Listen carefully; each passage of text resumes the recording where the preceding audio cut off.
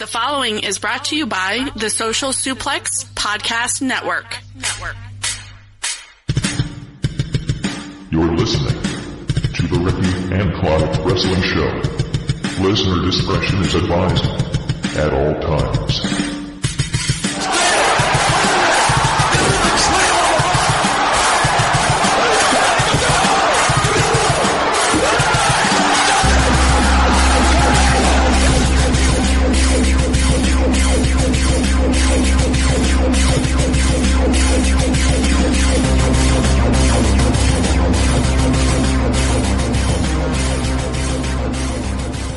Hello and thank you once again for downloading and listening to another episode of the Ricky and Clive Wrestling Show, part of the Social Suplex Podcast Network.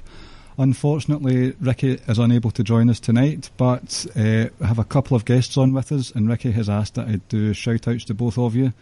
So, first of all, we've got Rance from the SMC Wrestling Podcast. How are you tonight, Rance? I'm good, man. I'm doing real good. I feel like I'm you know how you have a person that has a new TV show coming out and they're on like all the late night shows? Uh-huh. I'm just making my way on every one. Uh-huh. And I'm good. Thank you for having me. We've also got, and I'm very pleased to have on someone from the Wrestling Square Circle Facebook group who's a regular contributor as well as the T-shirt competition winner extraordinaire. We have Kyle Moores. Kyle, how are you tonight? I'm doing pretty good, man. Having knee surgery tomorrow, so that's going to be a big thing. So thank y'all for giving me the opportunity to have a little fun and talk wrestling on the day before that. Yeah, take your mind off the knee surgery for a while. Absolutely.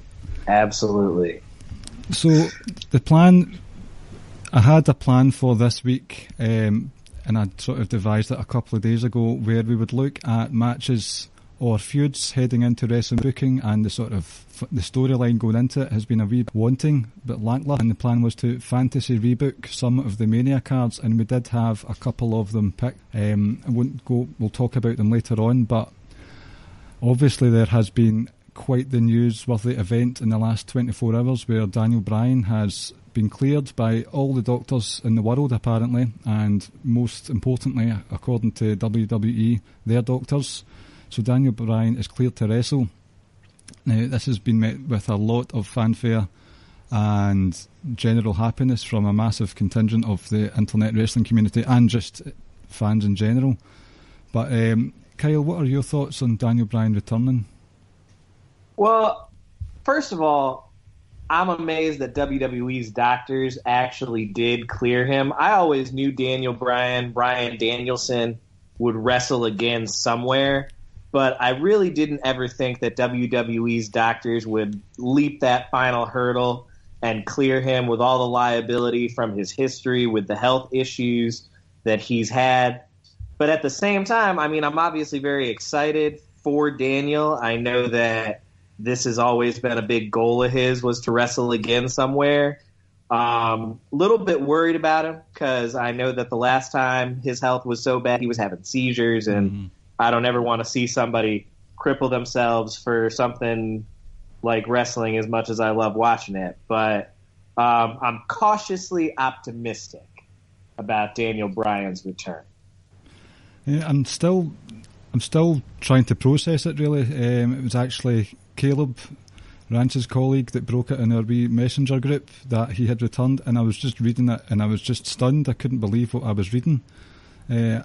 Rance, you are known as the contrarian on the SMC Wrestling Podcast, and I'm sure you've got some interesting opinions about Daniel Bryan's return.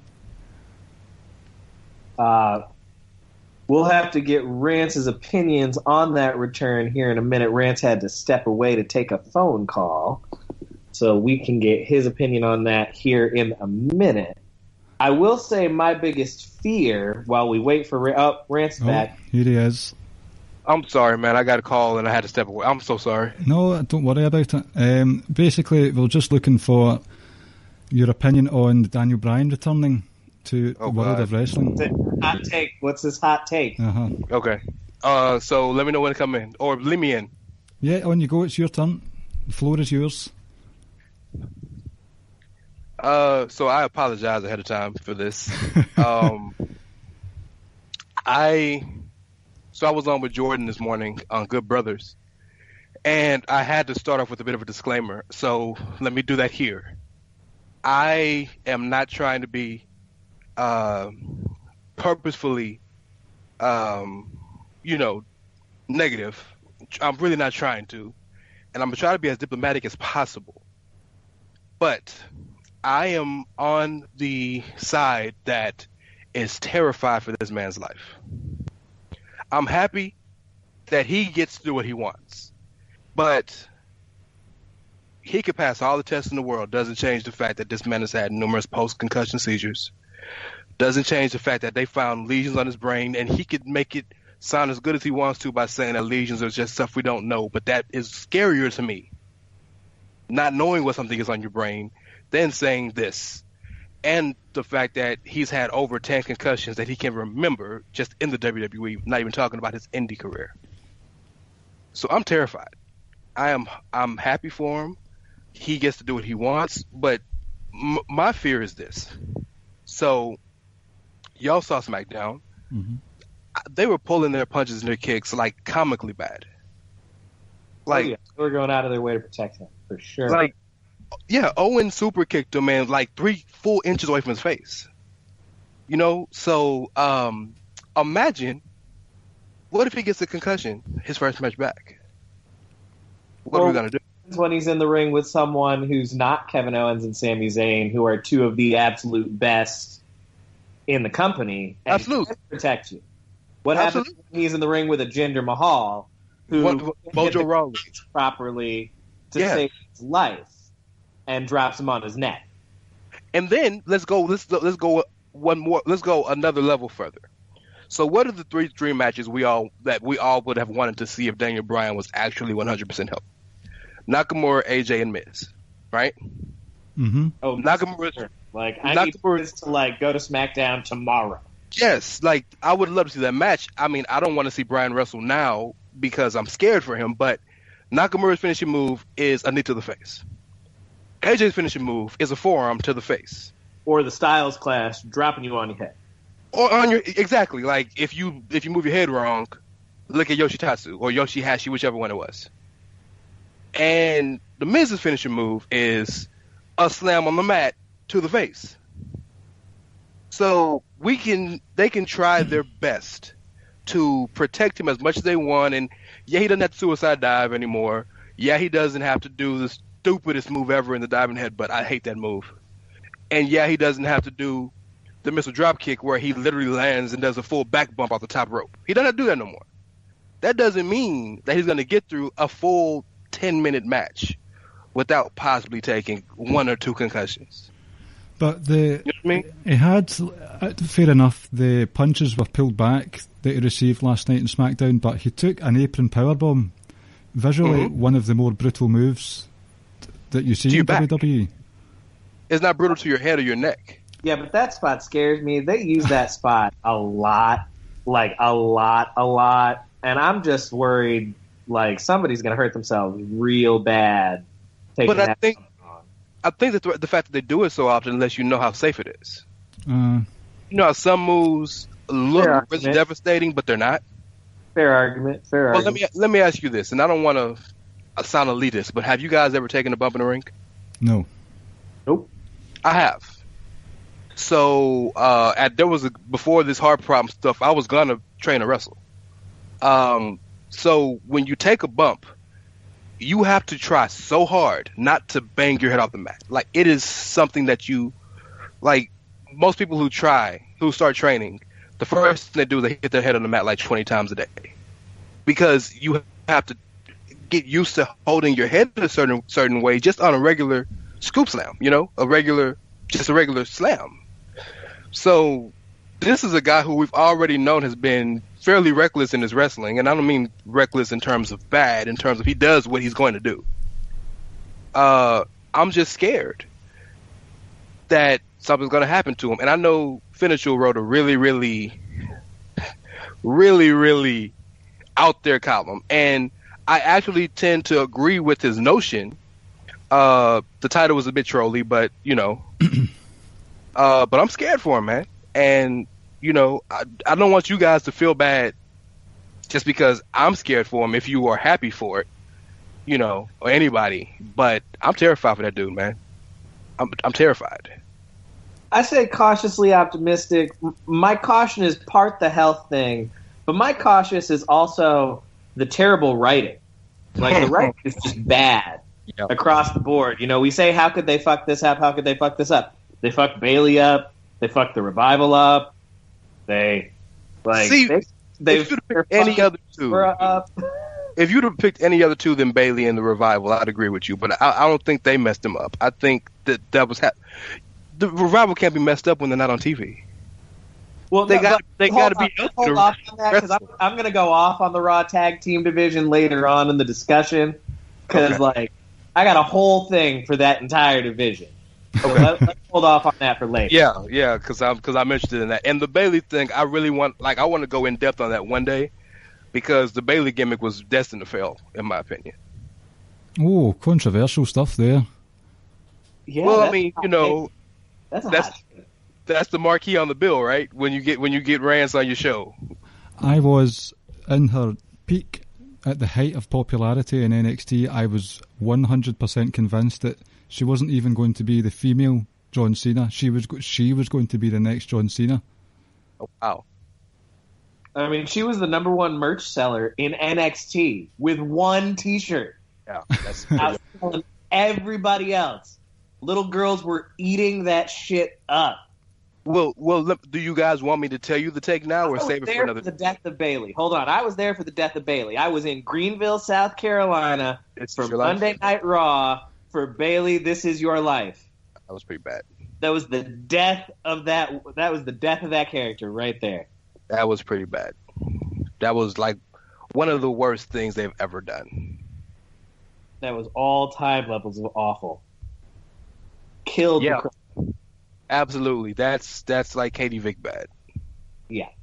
And Katie Vick was offensive. You can't even say that about Bailey's your life. Offensive. It was just bad. It was just bad. Yeah. One of these days, you guys will hear my Bailey take. I've been waiting for that one for a special occasion. You can save. I don't hate her, by the way. Well, got nothing to do with hate. See a couple of things I want to bring up about Daniel Bryan. There's two things. He's made it clear that he wants to wrestle again at some point. I would rather that he did it in WWE, where he is more protected. This is no knock against the other companies, but as far as I'm aware, he will have the best doctors at his disposal. New Japan, the indie style, it's very hard hitting. New Japan style, the strong style, as it were. That's absolutely more forearms to the head that you can count. So I think he's safer in WWE. But also, I know you're terrified, Rance, but doesn't the fact that so many neurological specialists have said he's fine? Well, let me give you the answer by telling you my personal story. I've been diagnosed with long QT syndrome in my heart since I was 7 years old.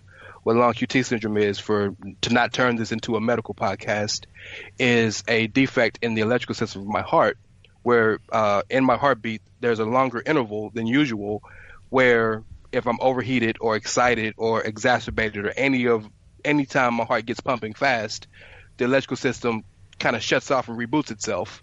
And so normally I'd either pass out and eventually I could drop dead. So a lot of these kids you see that are playing sports that just drop dead out of nowhere have some iteration of this heart problem. I was diagnosed at 7. I was given numerous EKGs at 7 years old. I was given a heart monitor to wear, and they told me I was cleared after a month. You can live your life. Okay. 14 years old. I have another issue that caused me to go to the hospital to check it out again. I'm diagnosed again. I'm taken off of everything. I can't even have an alarm clock. Okay. And for a 14-year-old kid whose life was basketball, I thought I was going to the NBA. Clearly that was a lie. But, that was my life. That was hard.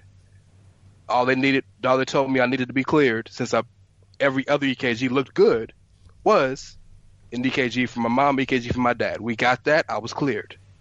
Here we go again. I have chest pains about 6 months ago, and I go to the hospital.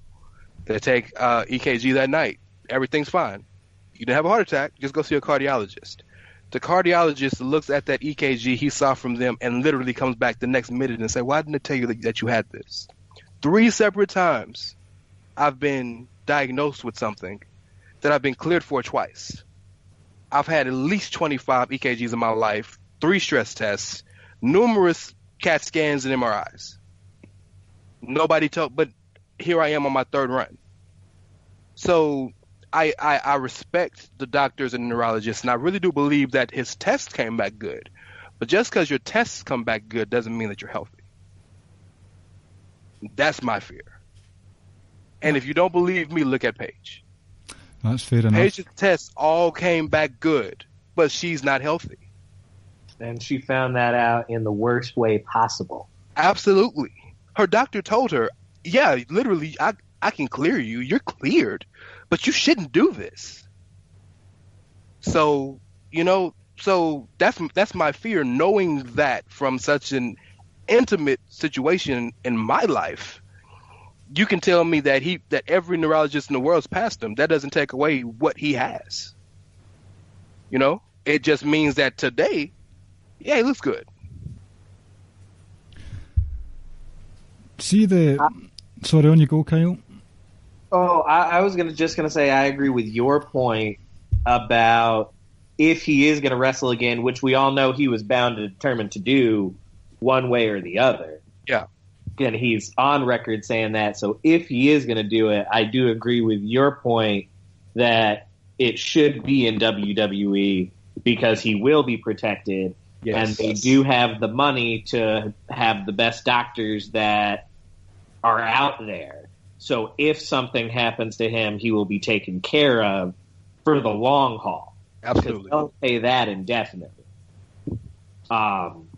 So I think that is a good point. He was going to wrestle again regardless. Mm-hmm. And if he was going to do that, at least he's doing it in the safest place for him to do it.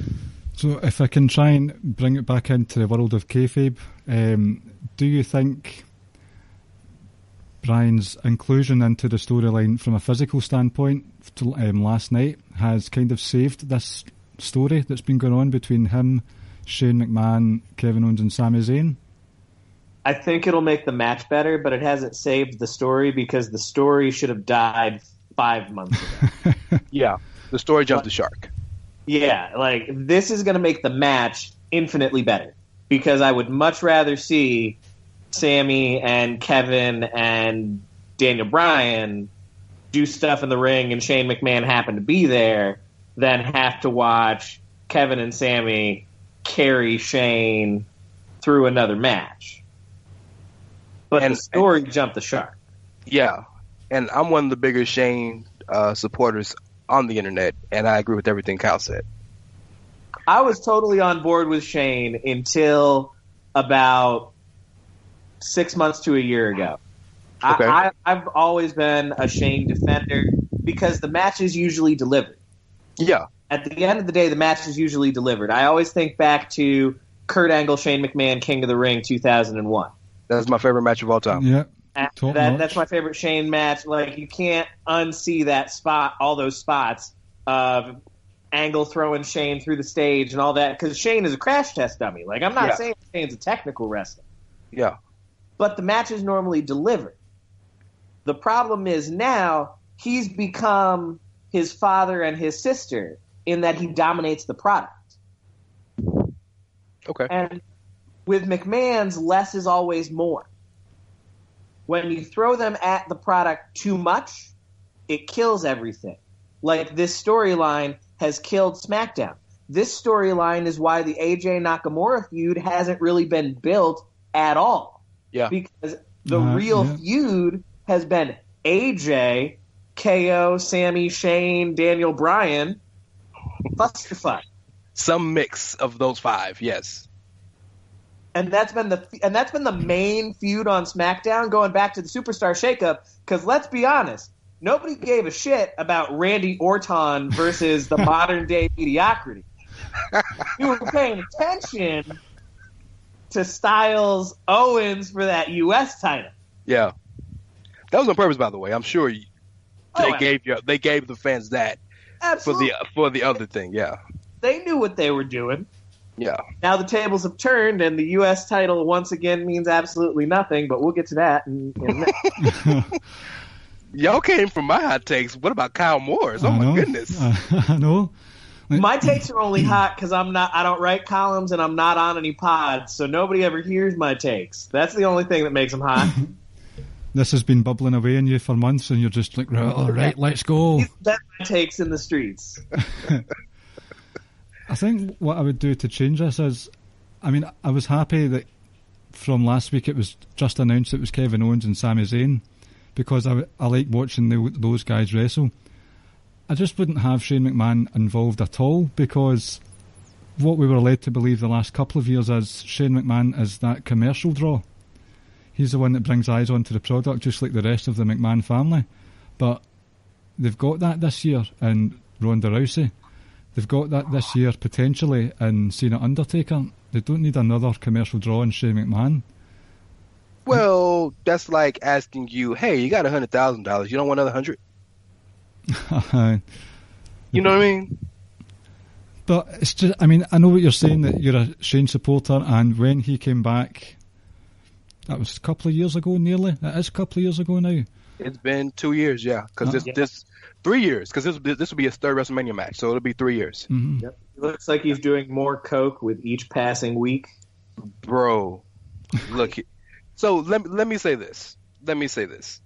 I am a fervent believer that whether you are a announcer, whether you are a plant fan, whether you are a backstage, whatever it is, as long as the story matters, I don't care what your job is, as long as you can wrestle. If the story calls for it. That's been my whole thing about it. So whenever like you see people get involved, when all the times Lawler would come out of the booth and wrestle, like that never bothered me because the story called for it. I realize that you can create whatever story you want. I know that's another conversation, but this Shane story has been, from the beginning, it started fairly organic.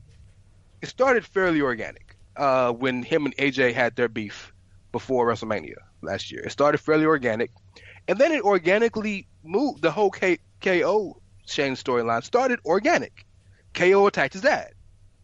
What son wouldn't stick up for their dad, let alone that dad? But I would argue that it really didn't start there. I would argue that it really started during the KO AJ feud. Right, because he kept with the ref bumps and the dusty finishes and all of that. That was the real genesis of Shane McMahon, the incompetent leader, which has been an ongoing storyline since the beginning of SmackDown Live.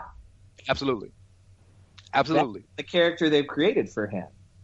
But he's too much. Well, so to your point, both of these stories, the Shane AJ story, the Shane KO story, started organically. The problem is, like you said, it lasted too long. So a storyline with a authority figure who's actually wrestling probably shouldn't last, especially that's not in the main event, shouldn't last 6 months. And this has lasted and it darn sure shouldn't last past a Hell in the Cell match. No, that's supposed to be the end. Punctuate feuds. Yeah, it's supposed to be all and all. And I appreciate that they gave Sammy something relevant to do. But, see, I don't mind the match, but yes, I'm with you in that the story has moved on past needing it. But, I just feel like we have an embarrassment of riches now on the Mania card where, as long as they get 15, 20 minutes, I don't mind if Shane comes out. Because Mania will be like, 10 hours this year? Why not? We're going to watch it. We are, but yeah, it's a little ridiculous. The reason we even have to have a pod like this is because of a fundamental problem with Mania, in that everybody makes the card now.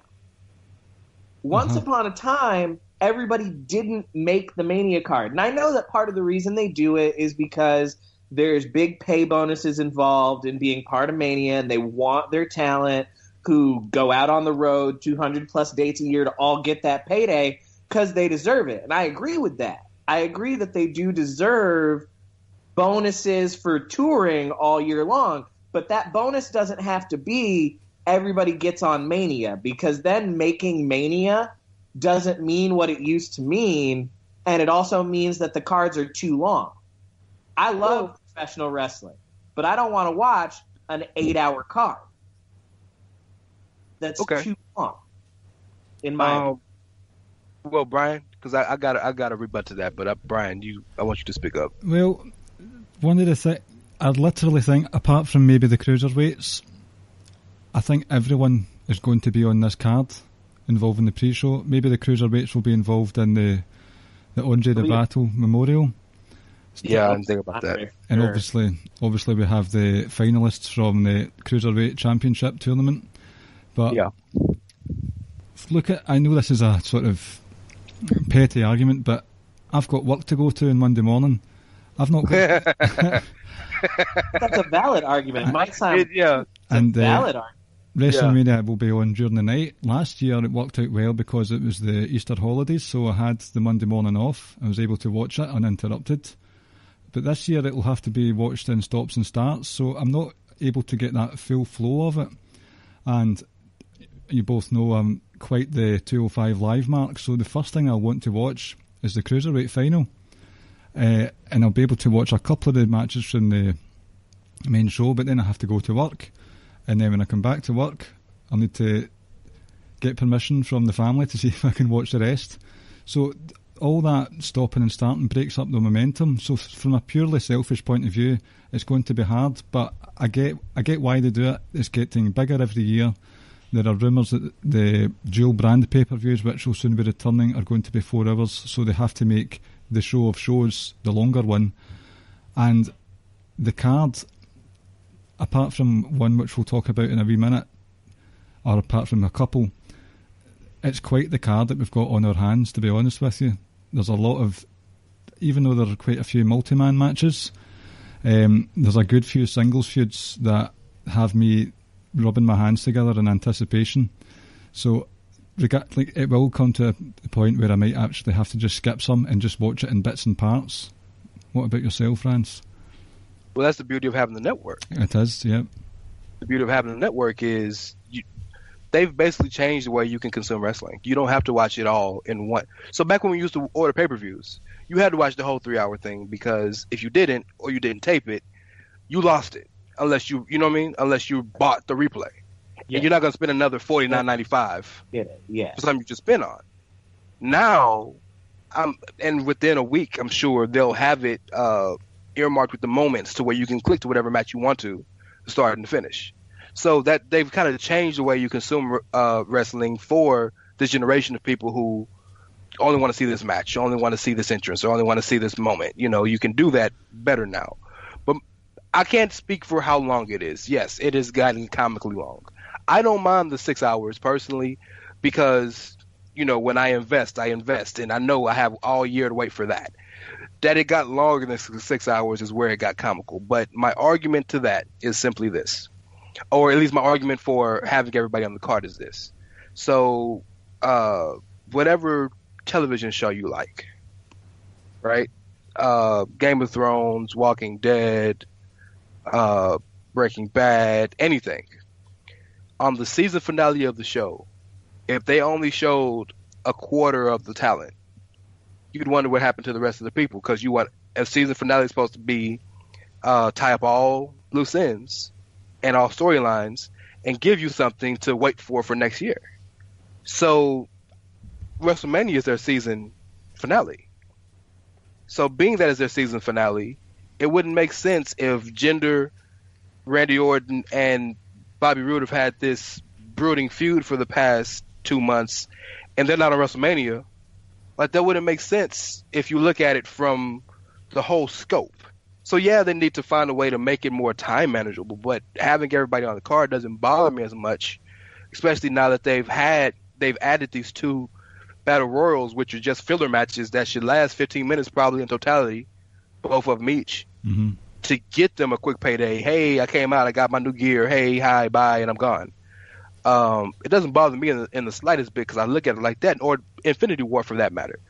We've waited 10 years for this, so everybody's screaming, where's Hawkeye, where's Ant-Man? Well, we're screaming that because they've been such an integral part of all the shows, and Hawkeye's not in any commercials, but he's an original Avenger. So I kind of feel like that's the same thing. If you were to use the logic, well, everybody shouldn't be on the card, then somebody's going to get left off. So do the Usos get left off this year after having one of the best years in tag team history? You know what I mean? Somebody got to get left off. So if the Usos get left off this WrestleMania card this year, I riot. I'm going to cancel the network if the Usos are not on the Mania card. I'm with you 100%. But you see the point. Never once been given a Mania match. No, but my only rebuttal to your point would be, I'm cool with it if, going back to what you said with Shane McMahon earlier, I'm cool with it if the story calls for it. Okay. It happens organically. Okay. If it's something that should happen. So, I'm not okay with it when they force an extra person into something, or they force, we'll get to the U.S. title 3-way because I think that entire feud is forced. Okay, and that's fine. But that's the one that I cited, so sure. Yeah, but I'm okay with having a 3-way or a 4-way or whatever way if it makes sense, if it calls for it. The 3-way for the Intercontinental title, I'm cool with, because The Miz has had on and off disputes with both Seth Rollins and Finn Balor for several months now. And Finn and Seth have their own dispute personally. Exactly. So I'm totally cool with that triple threat. That triple threat makes a lot of sense. I'm okay with the SmackDown Tag Team title triple threat because they're the 3 teams that make sense. It gels. It's a natural progression of that story that they've been building. I'm not okay with the U.S. title at all, but so I know we're gonna go over some more matches, but I just want to get your guys' opinion, both of you, Clive and Kyle. With that thought process of all the matches that we know are pretty much are gonna happen, like even the ones that haven't been announced, we know that was pretty much the card is gonna be at this point. Take away the U.S. title. We all agree that that's probably the most underbuilt match of the card, and I'm still including both battle royals for the purpose of this conversation. Which match, if you had to say everybody shouldn't be on the card, what matches would you take off? I'll tell you what match I would take off, but not necessarily because the performers in the match don't deserve it. The Raw Tag Team titles don't deserve to be on WrestleMania.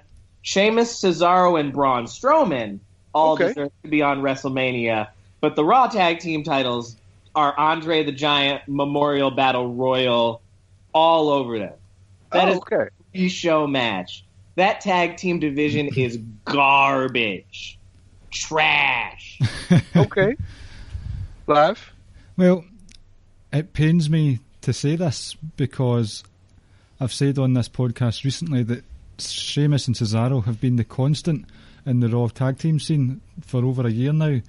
They've been the common denominator in the top-notch feuds that we've had. So I wouldn't necessarily say the tag team division on Raw has been trash, but they ran through them all, and that's not Sheamus and Cesaro's fault. It isn't. They all got buried, so to speak. Not buried, but Sheamus and Cesaro made easy work of the most of them. Seth is now a singles competitor. Dean's injured. Jason Jordan's injured.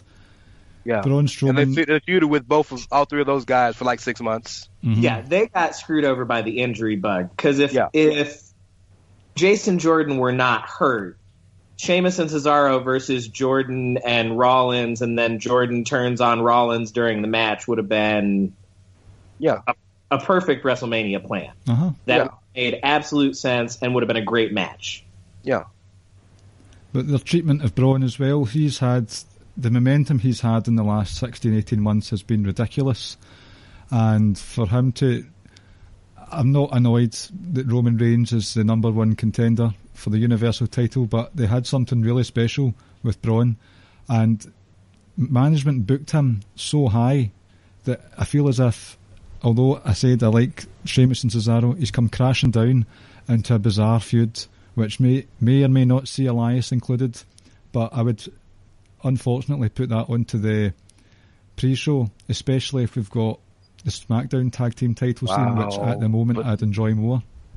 That's an insult to those three performers, though. But it's not the performer's fault. This is a creative problem. The reason I said the Raw tag division is trash isn't anything to do with the performers, because I think that the performers in that division are capable of making it a great division. The Revival are a great tag team. Titus Worldwide could be a good tag team. Okay.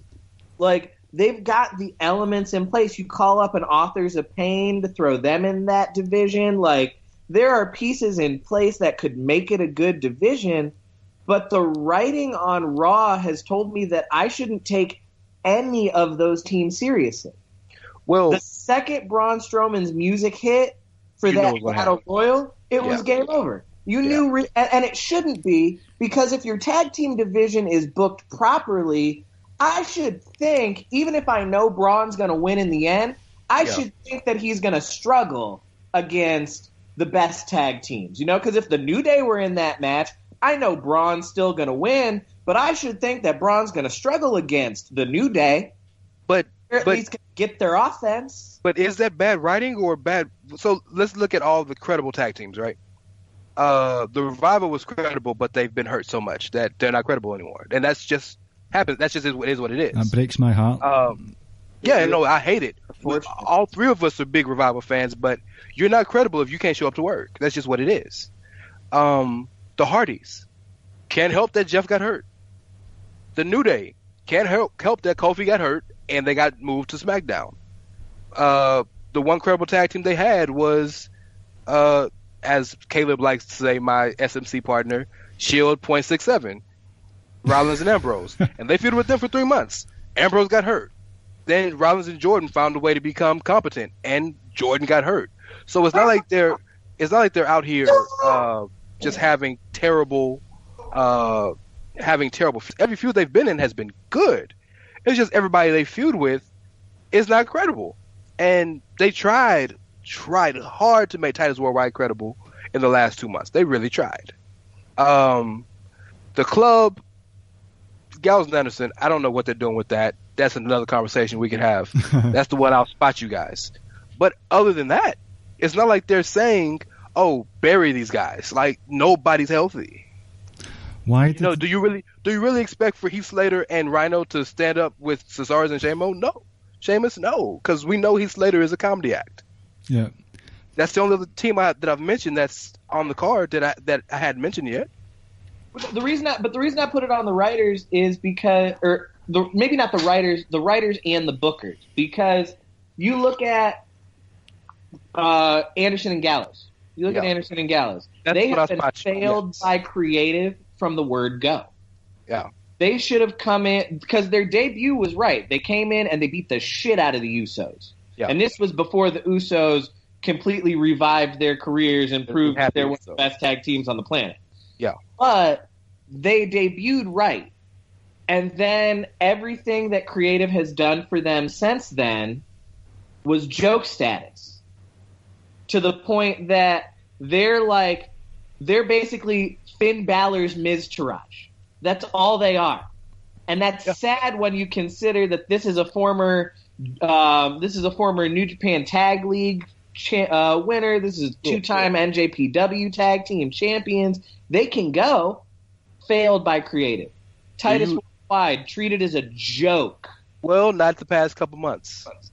But I don't mean treated like a comedy act. Like, they might win a match here or there, but they're still mostly treated as like charismatic, fun time laugh guys.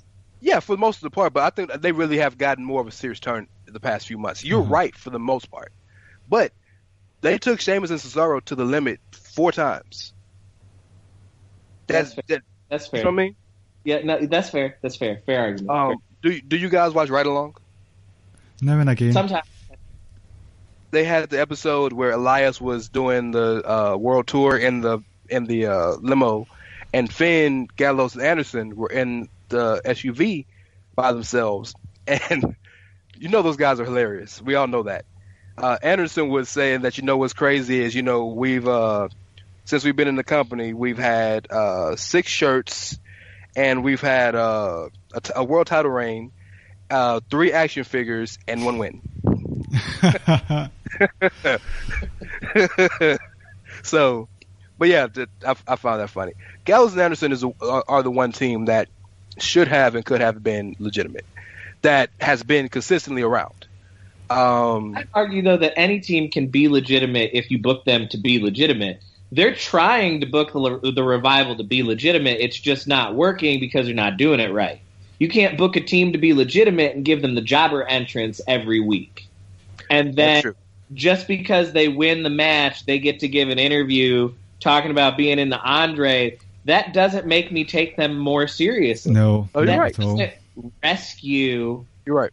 the fact that you buried them on Raw 25, and that was a burial. That was not an they should feel good because they got to be in the ring with DX and the club. No, that was scrub time. Show up, eat some finishers, take your ass to the back. I mean, I was told that maybe I had a snapshot decision, impulse reaction that they had been buried, but since then they've not really clawed out of the grave, to be honest with you. I agree, and that's what I mean. I would agree that they weren't buried if they had been given momentum to continue to build, but they haven't been. So let me ask you this. Let's talk about the elephant in the room with the Revival. Can they get over in a mainstream WWE crowd? This is NXT, and this isn't me saying this as a Revival hater. I love them. I love the Revival. But their style isn't one that would naturally get over with a WWE mainstream crowd. And yeah, when they debuted, it was huge because the crowd after WrestleMania is not a mainstream WWE crowd. It is a hardcore WWE crowd because everybody who's there goes to those shows. But I'm not talking about the show after WrestleMania in Orlando or the show after WrestleMania in Dallas. Or I'm talking Greenville, South Carolina. I'm talking like these Kalamazoo, Michigan. So my response to you would be, we can't know because they haven't actually tried realistically. I mean, you're right, but I want you to give me an answer. Like, I believe that they could. I believe that they could. Yeah.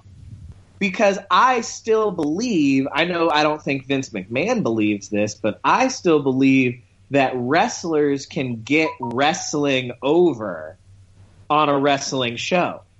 I still believe that. I still believe not many that do it. That you can be a badass team and get yourself over by being a badass team. They just haven't realistically been given that shine. I mean, and if you recall, the Revival were a slow burn in NXT. It's not like the Revival instantly hit in NXT. It wasn't until they had that knockout feud with American Alpha. Yeah, no, they had great matches, and just like Emma and Bayley, the great matches got them over, made them endearing to the crowd. Absolutely, but they're not going to do that on the main roster, which is my worry. It's not because it's just because of the nature of the beast. The nature of the beast is different, in Titan Towers than it is at Full Sail. But I think they have more charisma than they're given credit for. Oh, absolutely. I think they get the vanilla midget label too much. Because they absolutely do. Yeah. They got so because of that, I think they've got the mic skills that they could get themselves over. But one of WWE's main problems on both brands, we've been throwing all the shade on the Raw Tag Team division because it insults me how much talent they have in that division and they're not using. But let's not pretend that SmackDown's Tag Team division effectively uses all their talent, because Breezango should be more than just a comedy team. But they're being used. Used Themselves over, and they're on the shows though. Every now and then. Well, for right now, but there was a months every episode of SmackDown. There were months when they were on the show, but they never did anything. It was just the same episode of the Fashion Files over and over again. No, you're right, but Ty Dillinger would kill for that. Ty's not even on the show. True. You know what I'm saying? So all these wrestlers tell you maximize your minutes by being on TV because that's the only thing you control is what you do once you're on TV. You can't control getting on there. The Fashion Files had a segment every week, regardless if it was regurgitated in the same thing over and over again, and there was never any point to any of it. They were on TV every week. That's much better than a lot of these. Mojo Rawley would kill to be on TV every week. Yeah, but what frustrates you, though, is if they had used the Fashion Files the right way, they could still be doing the Fashion Files. Because if they had actually used it to promote feuds and to further things, they could still have that. They still do the Fashion Files. They're just not on TV anymore. They're on WWE.com. Oh yeah, I forgot WWE.com was a thing. Yeah, they still have them, and they still do further feuds. I think the issue with that, and we've gotten way far from where we were trying to go. But on a 2-hour show with 8 segments, it's kind of hard to make a segment with the world champion, a tag team champion, a U.S. champion, and a women's champion, and an authority storyline, and then make time for the guys who dress in drag and throw out, like cops and throw out fake tickets. First of all, gotta love weirdos who are not afraid to embrace their weirdness because it's amazing. But does every champion really need to be on every week? Yeah, in this world, I think they do. The WWE is not NXT, bro. The WWE, when you have that many, okay, let me ask you this. Bryan, I apologize for taking over. We have taken over completely. The floor is all yours, guys. Not a problem at all. If you are a basketball fan, right? Let's say you're a fan of the Cavs, and the Cavs come to your town and LeBron don't play. You cool with that? Did they win? Yes or no? Because at the end of the day, that's all I really care about. Well, you're a real fan. A lot of these guys are fans of LeBron. But the point I'm trying to make is, when you have a champion, you expect for that champion to be somewhat pushed or to as one of the faces of the company. That's not always the case, but for the most part, that's at least the intention. So maybe it would be so bad if all the champions were on every week, if all of the champions should be champions. That U.S. title is bad. That's another conversation. Let's get into that conversation because that was one of the matches we wanted to talk about. So, Bryan, take it away. Well, yeah, please. Basically, I've got some bullet points here.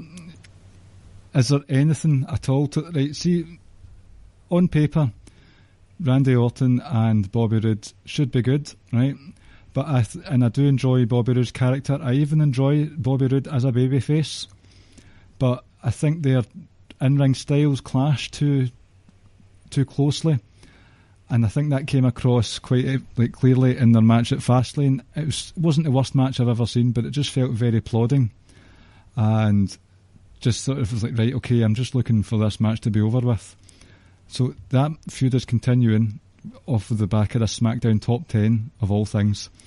And now you've brought in the guy who... the general...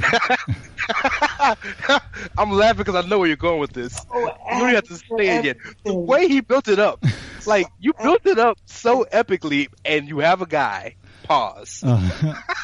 A guy who in 2017 was on the receiving end of great ire among the vast majority of wrestling fans and Jinder Mahal. They're bringing Stop being him diplomatic. Everybody so hated him. average at everything. Everybody hated him. Don't be diplomatic. Say the truth. Everybody hated him. I hate him. him. 17 for sure. I love the hate. I love that. It's hilarious to me. Please continue. Jinder loves the hate as well. As a lot of people do, but I'm just saying he was clearly the most hated thing of 2017 in the wrestling world. Oh, absolutely. And now absolutely. But they're injecting him into this feud that's already a wee bit below par. Well, I mean, Randy Orton versus Jinder Mahal was a terrible feud, but to get to what you're talking about as far as why their styles don't mesh very well, Orton and Roode, who's Bobby Roode compared to most often as a professional wrestler? Well, besides Triple H, Randy Orton. Well, Triple H. Triple H, yeah. And if you look at some of Randy Orton, as far as least interesting work. It's with Triple H, yeah. Randy Orton and Triple H, those styles, because it's so slow and so methodical that it's hard to get into. But I think for me, this feud, the biggest problem is Randy Orton needs to get the fuck off my television in 20. I am not here for Randy Orton in 2018. Not here for it. I don't care if he wants to grow his hair back and be the legend killer again. I am not here for his shit in 2018. Do you mean the ratings killer? He went away. He never went away. John Cena goes away every now and then, comes back, feels a little bit fresh. Batista went away forever, came back, felt a little bit fresh. Yeah. Brock Lesnar only comes around once every 10 seconds. Or 10 seconds. Once every 10 years. So it feels fresh when you see Brock Lesnar. So Randy Orton's always fucking there. And he's never changed his style. He's looked exactly the same and he hasn't changed his character in a good 6 years. Longer than that, but yeah. So he's stale. Do you, when you were a kid, did you play with those you know how you have the construction books where you can do the dot to dots and all that stuff? Yeah. The activity books, yeah. Right. Do you remember the one where it had all the different numbers and you had to paint in a certain order? Yep. And Randy Orton is paint by numbers, and no matter how pretty the finished picture looks, it's paint by numbers. So he's still great in what he does. It's just he doesn't really care to be great.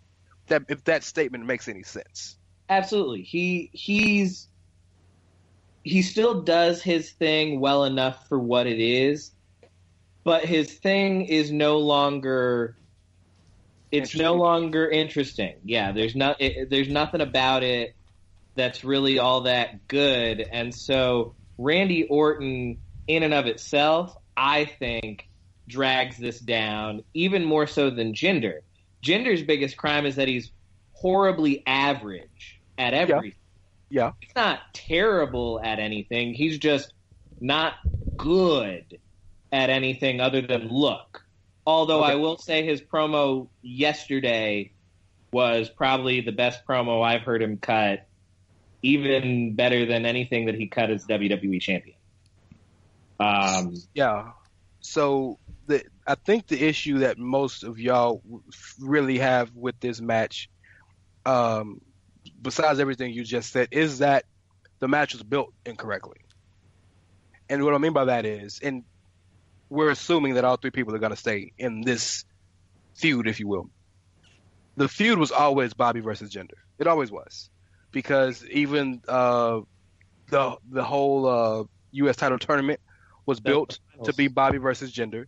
They met in the finals. Jinder jumped them, so they moved it early and had it in Bobby beat. So that was always supposed to be the feud. I feel like they realized, we might need to put Randy Orton in a feud for WrestleMania. Might need to do that. Throw him in the U.S. title feud, and it made sense on paper because Randy has never beat Jinder, and Randy has never been U.S. champion. So it made sense on paper.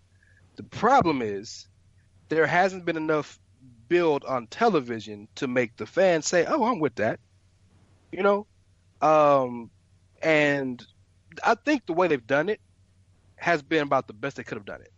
Because the only way I can understand Randy being in this feud in general is walking in as the champ. Because the real beef is between Jinder and Bobby. But so when we have a feud like this where the feud is a bit lackluster, what kind of gets me over is trying to looking for something that I can take away from it. What I'm hoping I can take away from this is relating to, well, first and foremost, Jinder should be U.S. champ because Jinder being U.S. champ is what he should have been when he won the world title. Mm-hmm. Yes. Absolutely. Right? He's the perfect U.S. champ for what that belt was made for. He will get so much heat being who he is with his look and his gimmick and, modern day Maharaja with the U.S. belt. especially in this climate in America. Like, he's perfect for that. But I'm hoping to see Bobby get more heelish, or at least get more vicious, because we all know Bobby's much better as a heel. Yeah. But his music was the most over babyface in the company for about 3 months. So that's what gets me over, because I'm not interested in the feud at all. Not. And I know Randy's gonna do some. He's gonna hit some type of crazy RKO. Maybe the Singh brothers gonna I don't know, something crazy, and he's gonna land it because that's advertised RKO out of nowhere. It's on the T-shirt. But yeah, this is the pre-show main event. Absolutely, pre-show all the way. Yeah. I think Bobby Roode should honestly take that Randy Orton upper mid-card tweener place on the roster. Like, Randy Orton needs to phase himself out for all the reasons that we've talked about, but that role of that kind of tweener, could be a face, could be a heel, upper mid-card, that's a valuable spot that Bobby Roode could absolutely fill. Yeah. He can't be just a generic white meat babyface, because WWE white meat babyfaces are all the same, and that's why nobody likes them. Yeah. Absolutely. There's just one thing I want to bring up about how this feud is fundamentally wrong because of this SmackDown Top 10 voting system. Trash. Well, it's bad because they dropped that idea so fast, and they haven't mentioned it since then. And most of the people on the top 10, maybe all of them, were all baby faces. Is that right? Yeah, and the champions inexplicably were in it. Like, why are the champions in the top 10 list? Here's the better thing. Ty Dillinger was number 9. He hadn't wrestled in months. And what's next? Mike Bennett make the list? I'm right. Zack Ryder should be number 5. What? The thing is, though, there are more. I actually looked this up on Wikipedia. There are more heels in SmackDown at the moment than there are faces in both of the divisions, the men and women's. So how can, with there's more heels on the roster, would they be happy to vote for the faces? Hashtag logic. Hey, this is mainstream WWE. There's no logic involved. I mean, if we're talking roster positioning in general, Baron Corbin has more right to be in this match than Jinder does at this point, because Jinder lost the title and promptly fell off a cliff on the roster. Mm-hmm. Corbin, other than being buried by John Cena, has, for some reason, stayed in that Kane spot on the SmackDown roster. And Corbin is effective in multi-man matches. He can have his moments of fury. Multi-man Baron Corbin matches are the best Baron Corbin matches. Yeah. The only Baron Corbin and Dolph Ziggler are above this match at this point. I'm not saying they're above the U.S. title, but they're above this match because the work that they've done over this past year deserves a higher spot in the card than this. And as crazy as it is. Well, what I meant is Baron Corbin and Dolph Ziggler for the U.S. title has way more business being on this card than this feud. Well, if you want to build it the way it should have been Dolph should have came back for his belt and emulated his hero in Shawn and had the ladder match. Rude versus Dolph Ziggler. And the ladder match. That's what should have happened. But I mean, I will be this is a really long sell, but I will be upset about this if Dolph doesn't get a one-on-one next year at WrestleMania. If he's in another multi-man, then this was a failure. And I know that's a real long sell. I realize that. But because if that was the alternative, that would have been better than what we're getting. But if Dolph isn't doing that to get built for a actual real marquee match next year, I'm for it. Because if he had to do one last Andre to be in the world title match next year, I could live with that. All the money they're paying him, they better give him a one-on-one match next year. He's going to get one. He's going to get one. I just hope it's the one he wants, because he might mess around and get that Kane versus Chavo Guerrero match. Ooh. Chavo had his music played. It was a one-on-one match. Chavo Classic. Or what was his? Was it Kervin White? Kervin White was his golfer. Yep, Kervin White. It's not right if it's not white. Is it messed up that as a black man I love that gimmick? Is that messed up? Oh no, I don't think it's messed up because as a Latino person, I found it hilarious. It is the funniest thing ever. And it's so offensive, but it's hilarious. Oh, super, super racist. Dolph was his caddy as well, if you remember. Dolph was his caddy. Yes. Back when Johnny Nitro or John Morrison or whatever the fuck his name is now, he's got like 12, was Eric Bischoff's assistant. Yes. Yeah, that God. So he got Nitro name. That's where Nitro came from. Yeah, it's take it back. Well, we've spent a wee bit of time on SmackDown there. We'll move back over to Raw. Now, got a couple of ones I want to talk about. The Roman Reigns and Brock Lesnar feud has been very divisive. Kyle, what are your thoughts overall on this, and especially with the angle that they shot on Monday night there, with Roman Reigns being arrested? I had more problem with the angle on Monday night than I have overall. I've just kind of accepted the inevitability of Roman Reigns versus Brock Lesnar. Regardless of whether we want it, it's going to happen. Roman's going to win because Vince wants that match, and that's just how it's going to be. The angle they ran on Monday insulted my intelligence too much.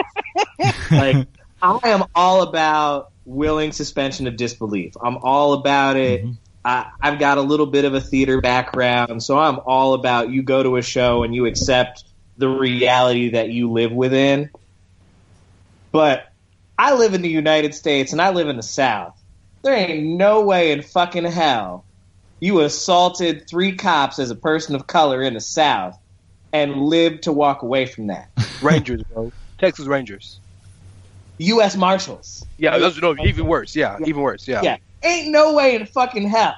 And Brock Lesnar's the cavalry after the police officers, no backup, no SWAT teams, no sirens. No, Brock Lesnar. We just gonna send Brock in. He got this shit. Oh, God. That's funny. Okay, plot twist. What if, and I don't know if you guys are ready for this, they weren't really U.S. Marshals? Bum, bum, bum. Blown. Yeah, it absolutely. That took a lot of suspension, man. Could have worked. Is the thing. The arrest angle itself could have worked. Even not so much full on beatdown, but like being kind of resistant and struggling as they're pulling him back, like what they did with Austin in the Attitude Era. That shit could have worked. But dude just beat the shit out of cops in 2018 with all the shit in the news on police violence and stuff. Well, that was never gonna work. Because what should have happened was they should have beat him first, and he defended himself. That's what should have happened. But then that's going to look just as bad as cops beating up Samoan Man. So it was just, what they should have done is probably just had security, the security from the building to try to escort him out, and that causes that, and some kind of way he gets handcuffed. I don't know. It doesn't bother me as much as it does you, but I never thought about it that deeply. Because it's wrestling. I didn't want to. Intelligence so much that it took me completely out of the entire moment.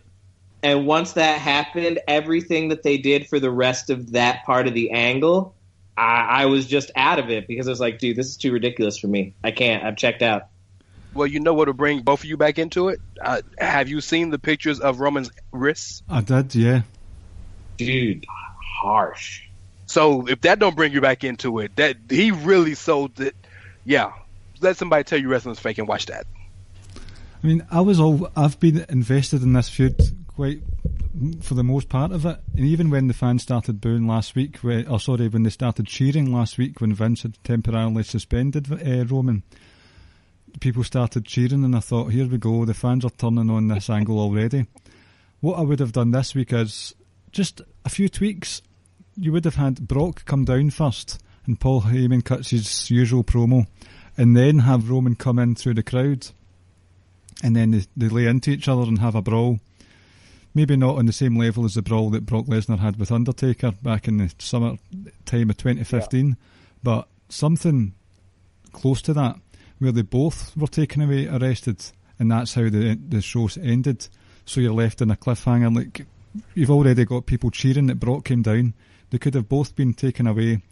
A bit of ambiguity there, and it keeps that storyline going. It's just, I've been all for it, but that segment on Monday just didn't really do it for me. Well, can I disagree with you? Can I tell you why I disagree with that? You know how many times we've seen that pull apart feud, pull apart brawl? I appreciated that they put a different spin on it. If the spin on this entire angle is Brock doesn't really give a shit about coming to work, and he doesn't get in trouble for not coming to work. That's the whole point of this, right? Because Roman got suspended for just saying it. He didn't do anything wrong. He just said it, and he got suspended. Brock don't come to work for 3 weeks, and he's advertised for the next show. You know? So if that's the big angle, then I appreciated how they built it with Roman just walking in the building, because, I mean, if you're not going to stop Roman, let's say you bought a ticket or he walked through the front. He's on the building. You're not going to stop him from walking in, right? And with making the fans think again, Brock isn't there again, which is going to get some heat. And I appreciate it with Brock actually being there the whole time and bum rushing him.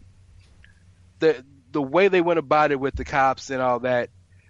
Yeah, but the one thing it did do, and yes, some people did cheer and say you deserve it and all that, but for the most part, Roman was really baby.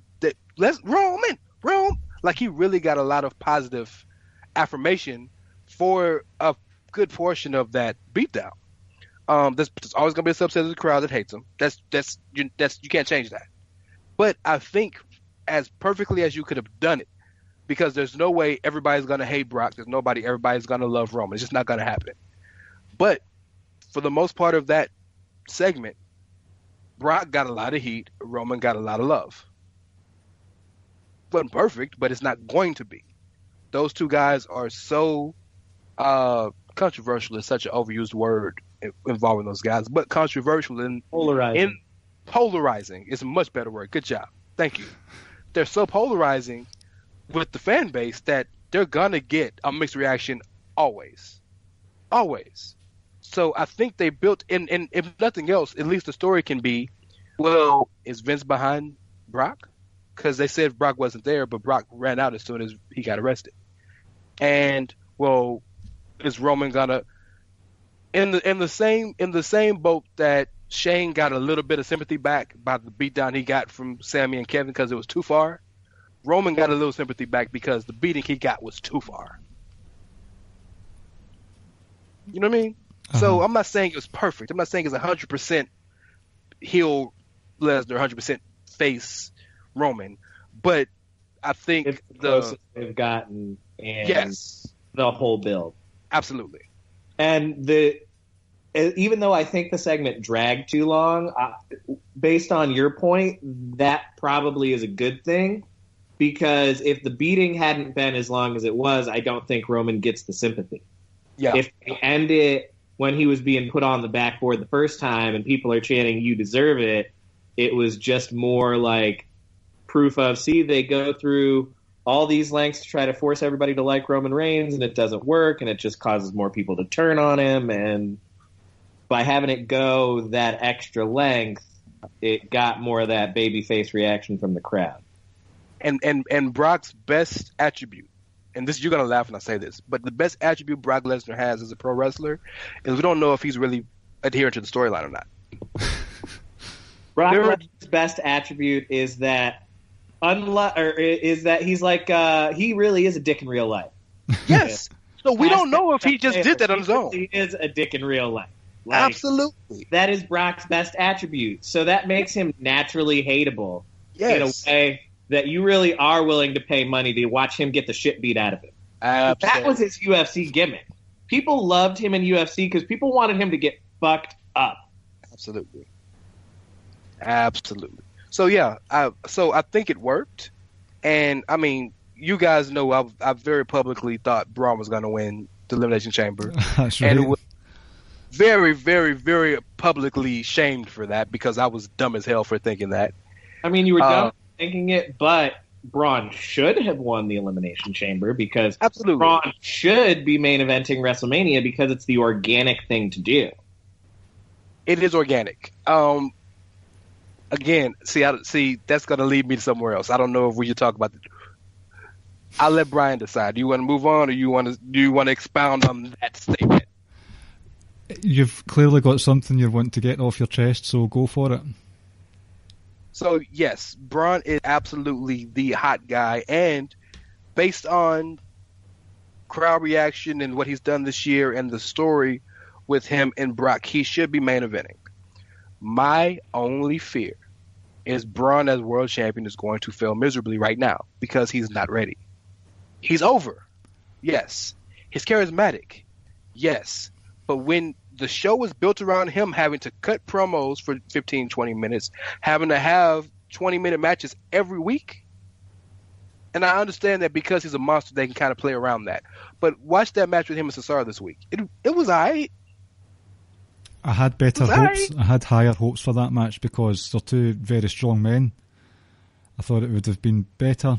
So, But Braun's not a very good wrestler. And that's not his fault. He's been doing this like 3 years. So it's not his fault. But that's the issue. That's the only issue I got. Well, and I wonder also, though, how much is, and I mean, we could argue whether they do this or not. How much were they holding back because we know they're going to face each other at Mania?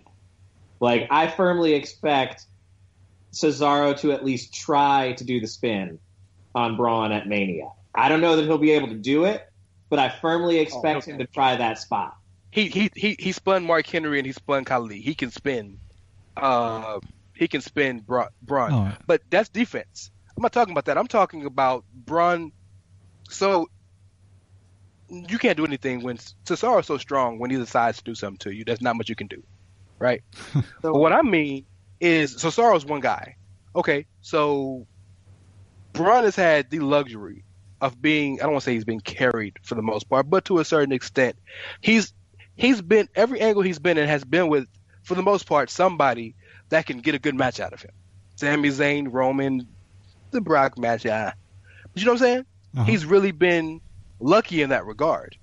But, and then every other match he's in is just squash, squash, squash. When you're the world champ, you're not going to have that luxury because other than Brock, they haven't booked a champ like that in a long time. And Brock is so unique. So that's my only fear is that the crowd's going to turn on him eventually when they realize he can't do all this, which is why, if you want to be real about it, I understand Roman had only wrestled one singles match before he won the Rumble and all that, and the crowd, sure. But the biggest issue was that Roman wasn't ready, right? At 31. Roman was more ready at 31 than Braun is now. And I really believe that because Roman, at that point, could structure a match. I'm not going to disagree with you that Roman was more ready than Braun is now. I'm not going to disagree with that.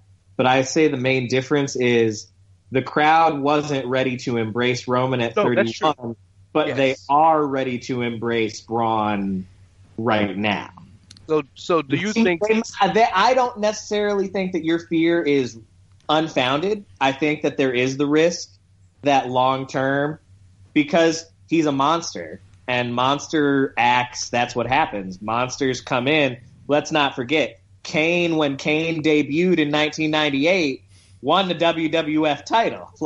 He only held that shit for 24 hours, but Kane beat Stone Cold Steve Austin for the WWF title. Yeah. Monsters lose their shine. Big Show came in real hot. Big Show had a lot of longevity because Big Show is, I know Undertaker is probably the best big man of all time. Big Show is a close number 2, and people don't give him enough credit. 100%. For being the amazing big man wrestler that he is. For so long as well. For such a long time. Oh, yes. Yeah. He did so well at such a high level for such a long time, reinvented himself, understands the character aspect of wrestling a way that a lot of people don't. but same sort of issue. So I think that issue is going to be there for Braun no matter what, because of the type of wrestler he is. Big man monster wrestlers lose shine over time. And knowing that, I think you have to capitalize while it's still hot. Okay. Because otherwise we run the risk of he starts to cool down, but WWE gets so one-track minded these days that if they've decided that next year's WrestleMania is the Braun Strowman show, but come SummerSlam, Braun's lost all his momentum, Vince is still going to main event Braun at that WrestleMania, and we'll get a lesser moment than we could have gotten if they strike while the iron's hot. And Rance, I do agree that he's not the best wrestler that's on the roster at the moment, but I think if they did strike while the iron was hot, even all the way back at No Mercy, fans would have been a lot more forgiving of the fact that he's not the best wrestler because he's such an overall great entertainer at the moment. He's got so much going for him outside of the ring. It's right now. Yeah, they would right now, but if he held a belt for 6 months, they'd get tired of it by then. This crowd is an unrelenting crowd that wants what they want. That's what the crowd has become now. And yeah, they're gonna cheer him because he's interesting and he's doing things that no other human being has ever done in a wrestling ring. He's done a bunch of that stuff. But eventually this crowd is a wrestling fan crowd. They want to see you wrestle. Mm-hmm. And I'm talking about the internet crowd, right? Casual's gonna love him regardless. And eventually the narrative's gonna be, well, yeah, Braun's cool and all, but he ain't had no 4-star matches. I mean, look at Miz. Miz was cutting fire promos half his career, but couldn't wrestle a 3-star match for his life, and he was hated until he started wrestling 3.5-star, 4-star matches. That's true.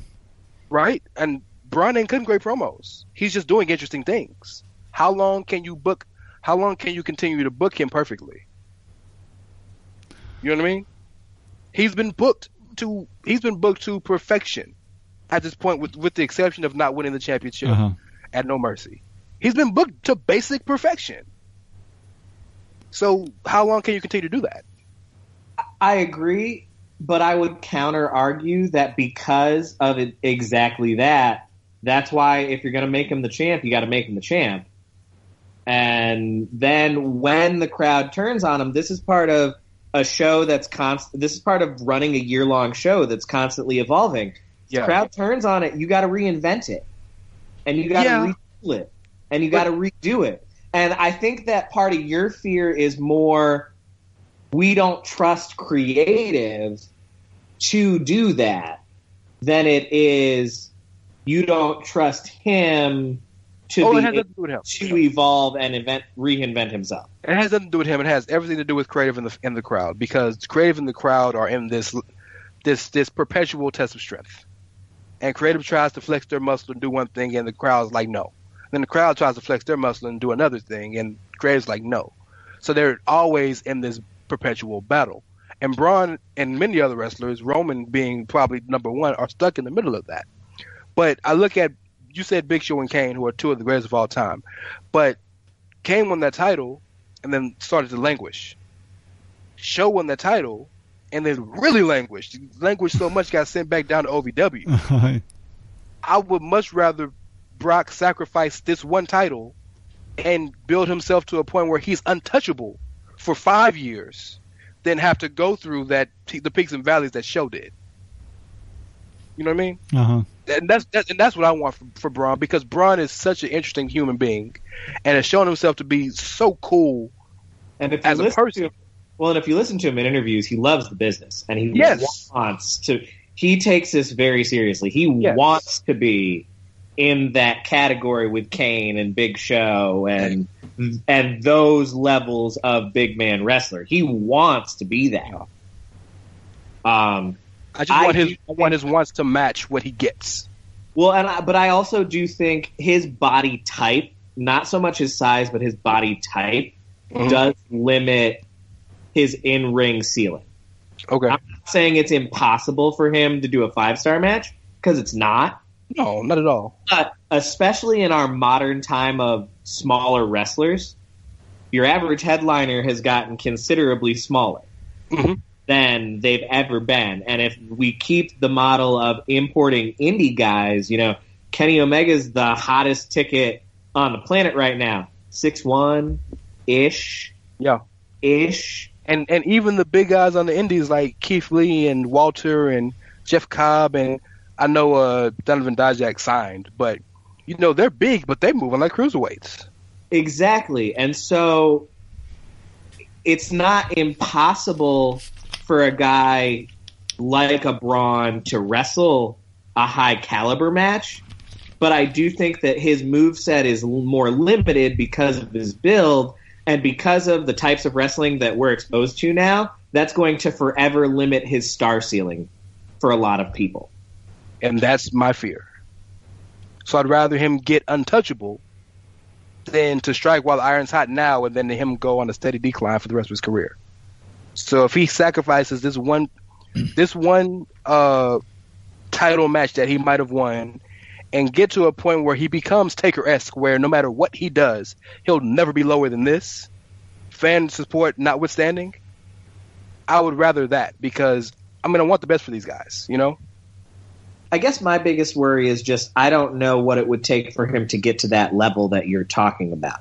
I don't either, but we have to trust creative, and we know where that gets us. Yeah. So we know why we can't do that, because we're talking about how Braun's match should be on the pre-show. Y'all said that, not me. Braun, if you listen, Rance ain't say that.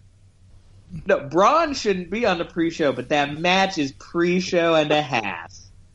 By the way, I don't know how you feel about this, because I think you and Ricky love Elias, if I'm not incorrect. I've loved him since his NXT days, and I was shocked at how popular he has become on Raw, to be fair. I agree. He can work a crowd. I just because I'm big on subtleties in the story, and if Braun wrestles clearly he's not now. They've already announced he's going to have a partner. But if Braun would have wrestled that match against Cesaro and Sheamus as a handicap match, that's a beautiful callback to when Braun debuted and was begging for more competition. Mm-hmm. Remember? I wanted him to wrestle that match solo. I wanted him to pull a Matt Morgan, old school blueprint Matt Morgan. Oh, the blueprint. Be the tag team champions. I wanted him to be like standing in the middle of the ring and put his hands over his head and clap like he's tagging himself.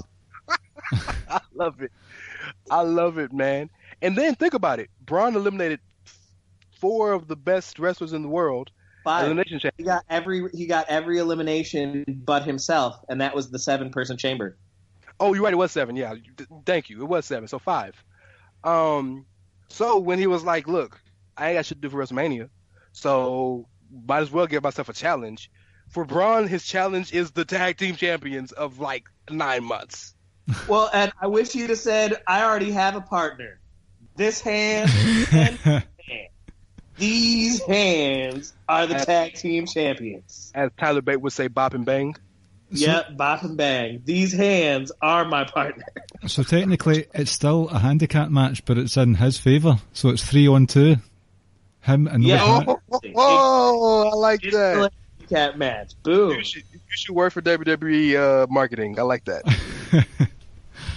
He should just tag himself in. Do what the New Day do. Go through the ropes, round the turnbuckle, stomp a mud hole in Sheamus's arse.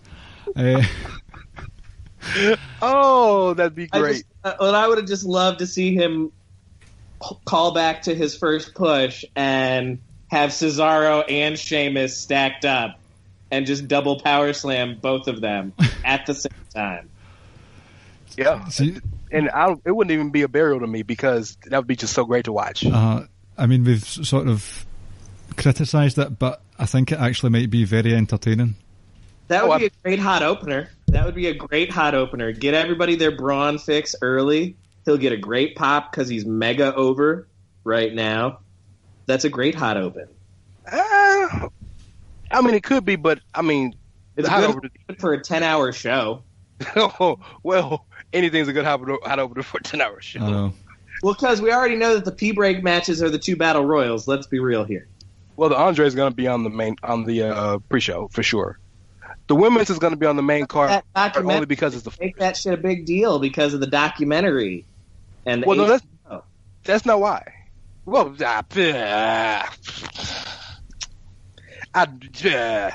maybe.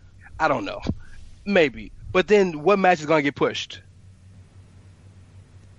Pushed to the pre-show? To the pre-show. We've all agreed. Yes. We know that's fine, but they're going to need at least 3. That's 1. So what's the other 2 going to be? Nia versus Alexa, because they've got no business on the main card. You don't think so? No. Here's why. It's not why the reason you think. Because the feud was never Nia and Alexa. That was like an out of nowhere thing. I don't think so. No. I just don't have any interest in it. Well, see, I'd rather you say that than to say it doesn't have a story. Because it has a story, because you could very clearly tell the entire time they worked together, Alexa was using Nia the whole time. She would hide behind her and give that giddy smile. Or when she tried to convince Nia that Asuka was talking trash about her, Nia was like, wait a minute, Asuka don't speak English. Like, she's been trying to get Nia to do her dirty work forever and finally got caught. I thought they were going to run this story like 5 months ago when Nia dropped her the first time. That's the problem. They should have ran it when they did. Should have ran it when it was made more sense then. Yeah. Now it's still more ready now, though. I will say this: Nia is more ready now. Yeah. Than she was when they did that spot, and Nia is ready for that belt. And they need to get it off of Alexa because, like, I don't hate Alexa Bliss as much as a lot of people do because I understand the role that she plays within the division. She's the best mic worker they've got on Raw until they turn Sasha heel. Like, agreed. Like, that's just all there is to it. People can hate on that all they want, but she is. And so, like, I respect the role she plays on the card, but she's had that belt forever. Yeah. It's time. Mm-hmm. She's run through everybody but Asuka, and Asuka went to SmackDown randomly out of nowhere. They handled that very poorly. Bro, okay. They did, but I don't care. Like, I really don't care that they've handled Asuka's. Well, I'm excited for the match. I'm not saying I'm not excited for that match. Don't get me wrong. Uh-huh.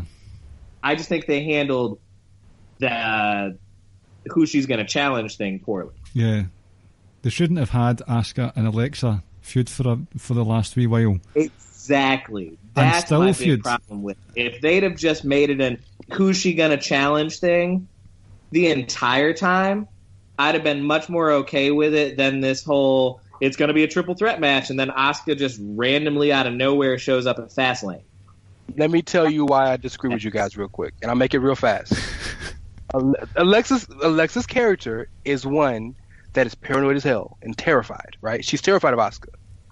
It makes sense that Alexa would automatically assume that Alexa's gonna face her, so preemptively strike.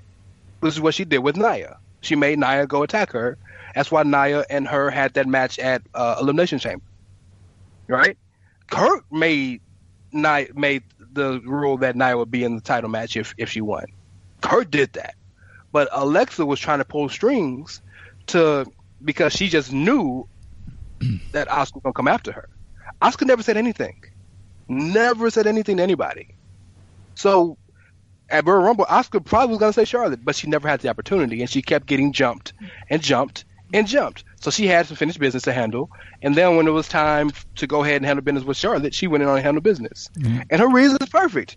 I beat you already. I'm not interested in that. Uh-huh. I want the best. And you're right that she probably would have said that at the Royal Rumble, but along came Peter Pointer herself. Well, you see how much of a professional I am? I led you right into that. Oh, beautiful. I'm telling you. Beautiful segue there. You just beat me to the punch. Thank you, sir. So obviously Ronda Rousey has made headlines both in and out the ring with her. They've been saying that she's going to be full-time. How many times has she been on Raw since she said she was going to be there full-time? And I'm talking about TV. She's only missed one show. She's only missed one show. She's only missed one show? Would you count the... I don't know if I'd count the dark segment. What'd you say? What'd you say, Kyle? I was saying the same thing Brian was saying. Technically, it's 2 because on Monday she was only in a dark segment. But they showed it on. But they showed it on Twitter and their YouTube. Oh, they acknowledged that she was there. Yeah. So I mean, if they wouldn't have acknowledged that she was there, then I would agree with you. But they acknowledged it and showed the entire segment. Okay. All right. So she's missed one. I think they just shouldn't have said she's going to be on every week. Like, you announced that she's joining the roster, and you announced that she was joining full time, and that she had signed a 3-year contract. That's all you got to say. You don't have to set the expectation that she's going to be on every week, because then you set yourself up to break that expectation. Yeah, that was a misstep. The people that are already there aren't on every single week. So that's what I had issue with. You've got people that aren't turning up every single week, but they made a point of saying it at the Elimination Chamber. She said, I want to ride with everyone in the back. Don't treat me like anything special. I want to be here every week. And they actually retracted the news headline on their website. Then they put it back up. But I wouldn't count a TV, like a vignette. That's a really hard word for me to say. Vignette. Vignette. Yeah, right, both times. The video bit, the Lee video bit. And then a sort of dark segment with Dana Brooke afterwards, which, by the way, I quite enjoyed that throw, the sort of judo suplex that she gave Dana Brooke. That was quite a cool move. She threw the hell out of her, absolutely. And Dana landed right face plant on the microphone, which must have been sore as well. Good bump. But do you think they've not furthered this story for the last couple of weeks now? Have they run out of stuff to do with it already? I don't think they've necessarily run out of stuff to do with it, but I think that this is one of 2 matches, the other one being Nakamura Styles, where they're relying almost exclusively on the name value to sell the match. And they're not actually putting a lot of effort into it beyond that. With Rousey, they're just hyping it as, this is going to be Ronda Rousey's first match. Kurt Angle's involved. Triple H and Stephanie are involved. And so those names in and of itself, it's just kind of like, all right, that should sell you on it. We'll keep showing you the same video package week after week after week, and she'll say the same thing every week about it, but we're really just relying on their names to sell this to you. So you're not wrong in terms of the point. They're definitely relying on name value. But in terms of the story, let's look at it from what we know about the characters involved. Okay? Mm-hmm. Stephanie McMahon is the type of person that never gets touched. The last time she got touched, she got put through a table and didn't come back for like 7 months. Right? Yep. Yeah.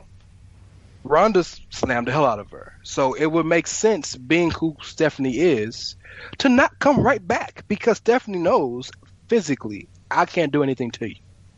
Right? For Triple H, it makes a little less sense because Triple H is used to bumping. He's a former world champ, this, that, and the other. Yeah, but Triple H stopped coming to Raw every week like 3 years ago. Triple H is the other thing. Daddy. So it's playing into what they normally would do. They normally wouldn't show up on a regular basis. They were only showing up because they had what they called the greatest signing they've ever made. Once she kind of Frankensteined them and revolted, they're probably sitting back, licking their wounds, trying to figure out how they're gonna get back at her before WrestleMania. So it's not. I don't think it's just they put pause in the storyline. I just think that it makes more sense for the story for Triple H and Stephanie to not be there for a couple of weeks, because that's what they would do. That's what their characters would normally do, whether it was Ronda or Brie Bella or Sasha Banks or whoever it was. That's what they would normally do. Yeah, but at the same token, I don't think it's crazy to have the thought of have they, like, what's going on here? Because not at all. The time that Triple H pedigreed Seth Rollins and we didn't address that for like 7 months afterwards. And then they just randomly pick that back up again. So, like, you're absolutely right. They do have a track record for randomly starting. Sure, but they, again, as we addressed, they back themselves into that corner of, Ronda's going to be on here every week. But if she's not ready to wrestle, which is why they're not putting her in squash matches, because she's not ready yet. Mm-hmm. You think that's why? I think that's why. I think she's a badass fighter, but I don't think they want to throw her in these random squash matches to kill the allure when she's not ready to carry a 20-minute match yet. I don't think that's why at all. Any new major signing. We're not talking about Mike Bennett, right? No offense to Mike Bennett. Like major level signing, right? I'm sorry, I didn't mean no diss to dude, but like major level signing, right? They're not gonna just put them on random Raw when WrestleMania is 3 weeks away. They're saving her in-ring debut for Mania. So she's getting physical with people, but she wouldn't have a quote unquote match, because what they want to say is, well, her first official match was at WrestleMania. It would look really, really bad if they said, well, Ronda Rousey's first official match was at some random Raw in Dallas. Yeah, and this is not a disrespect to Stephanie McMahon, because she's more talented in the ring than a lot of people think. Mm-hmm. Sure. She's not a 5-star wrestler or anything, but she's more talented than people give her credit for. Ronda's first match is a mixed tag with Kurt, Triple H, and Stephanie, because they don't want to make Ronda run a 15, 20-minute match on her own on her first shot, I believe. So they want to give her the opportunity to figure things out first as far as how to run a match before they throw her to the main roster people. So if we were to lay out all the reasons why this is the match, mm-hmm. I'm sure that's one of them. I think you make the reason. Yeah, because I feel like, okay, so Ronda Rousey is a person who we know has never wrestled a professional wrestling match ever. Ronda Rousey is a person who, because of her name value and her draw value, deserves a certain level of spot on the card, regardless of what she's ever done. She's earned that based on who she is. And Ronda Rousey is also a person who's in a very strange position to where she's going to have to win her first match for any type of credibility, right? Absolutely. So her first match isn't at SummerSlam. Her first match isn't at Royal Rumble. Her first match isn't at Survivor Series, Money in the Bank, Extreme Rules, whatever. Her first match is at the biggest show ever, WrestleMania. So you can't throw her in there in a regular squash match. You have to give her a match so unique. You have to give Ronda a match that makes her look like she can actually be competitive. You have to give her a match that can actually make people interested. And you have to give her a match to where the person who loses won't lose any steam, right? The only person who fits that bill on the entire card is Stephanie. Stephanie can lose 100 million times. It doesn't matter, because she's a boss. She's not a real wrestler. She's still got the power. Right, but she's wrestled enough to where at least we know she can wrestle. Stephanie may not be a draw in our eyes, but she's one of the most visible people in the company. Stephanie's always been a draw. Stephanie's just a pain in the ass. You said it. Stephanie is a draw. People want to pay to see her get her shit rocked. Yes. She just never actually does. That's the problem of Stephanie McMahon. Perfect. It's not that she doesn't get you to hate her. It's not that she's not good at her character. And it's not even that she doesn't like the business. Stephanie's problem is we pay because we want her to take bumps, and she only takes one a year. Yeah. And the rest of the year, she throws everyone under the bus. Absolutely. Absolutely. So yes, that too. And then the beauty of it being a mixed tag is we know Hunter can wrestle very comfortably a 20-minute match right now.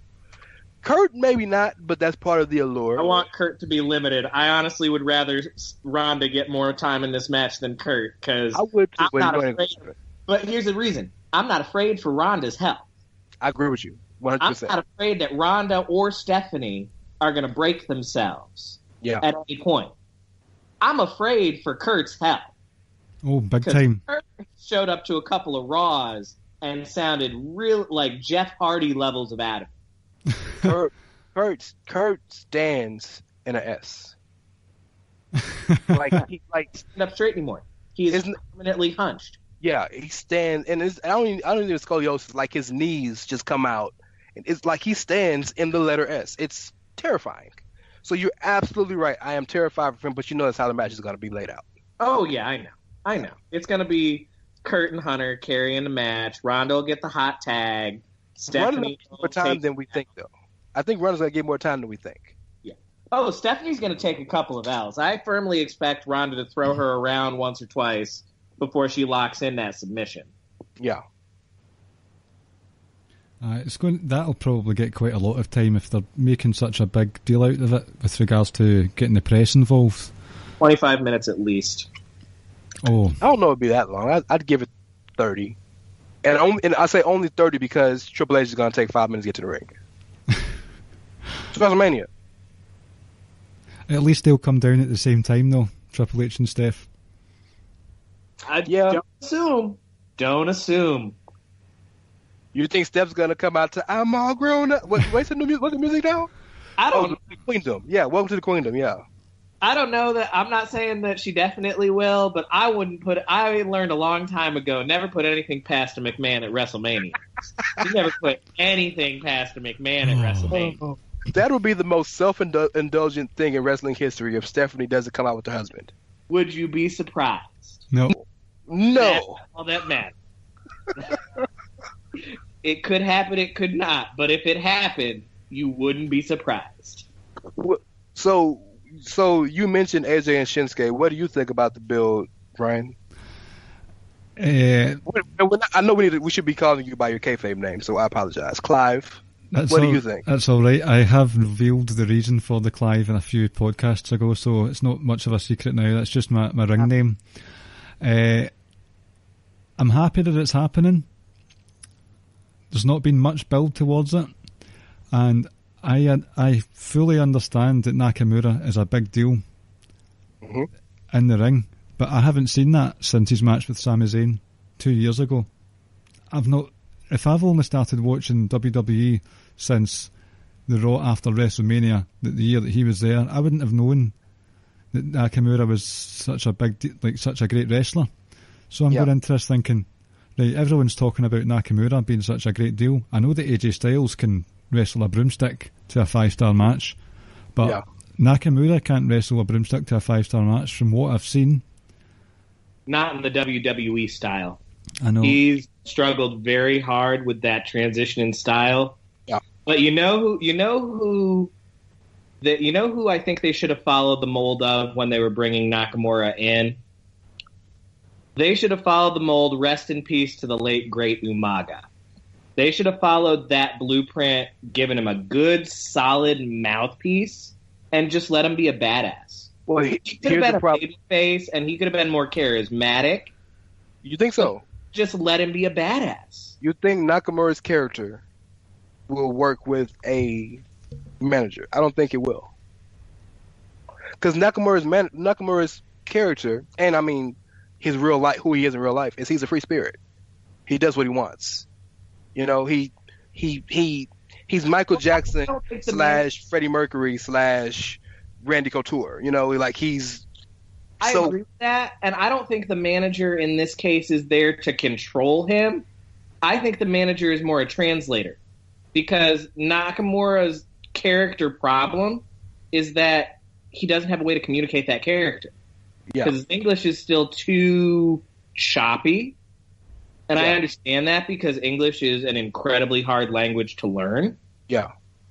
And that's his biggest problem from a character perspective. So he needs a mouthpiece to do the talking for him, because as we just discussed, the in-ring work is not translated, and they didn't do video packages, and they refused to really acknowledge the New Japan history, and I understand why, but that's why he's Shinsuke. So there's another reason why I think Nakamura hasn't worked so far, at least to the level we expected. And that's because I feel like, so the reason Nakamura worked in NXT, in my opinion, was because we didn't see him every week, right? So the big giant entrance, you're excited to see it when you only see it once a month, right? Or twice if you have, if you're lucky, or you have a takeover card. But to see him, he's not the type of guy, like, you can see AJ every week and it's the same.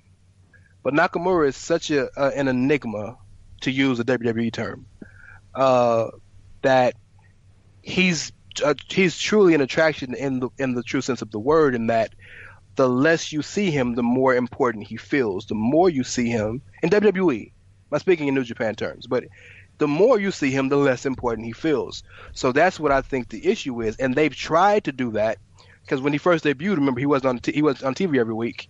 He came on TV every now and then, and to me, he felt more important, but the crowd was begging to see him more. And then they started showing him every week, and he started languishing because he's not meant to be seen every week. So it's a very weird mix. Add to that he speaks pretty good conversational English, but there's a difference between having a conversation and being on cue on TV. And he's struggling with that. He's doing better, but he's struggling. So those two things put together has made him a very weird thing, and he didn't seem very interested for a good portion of this year.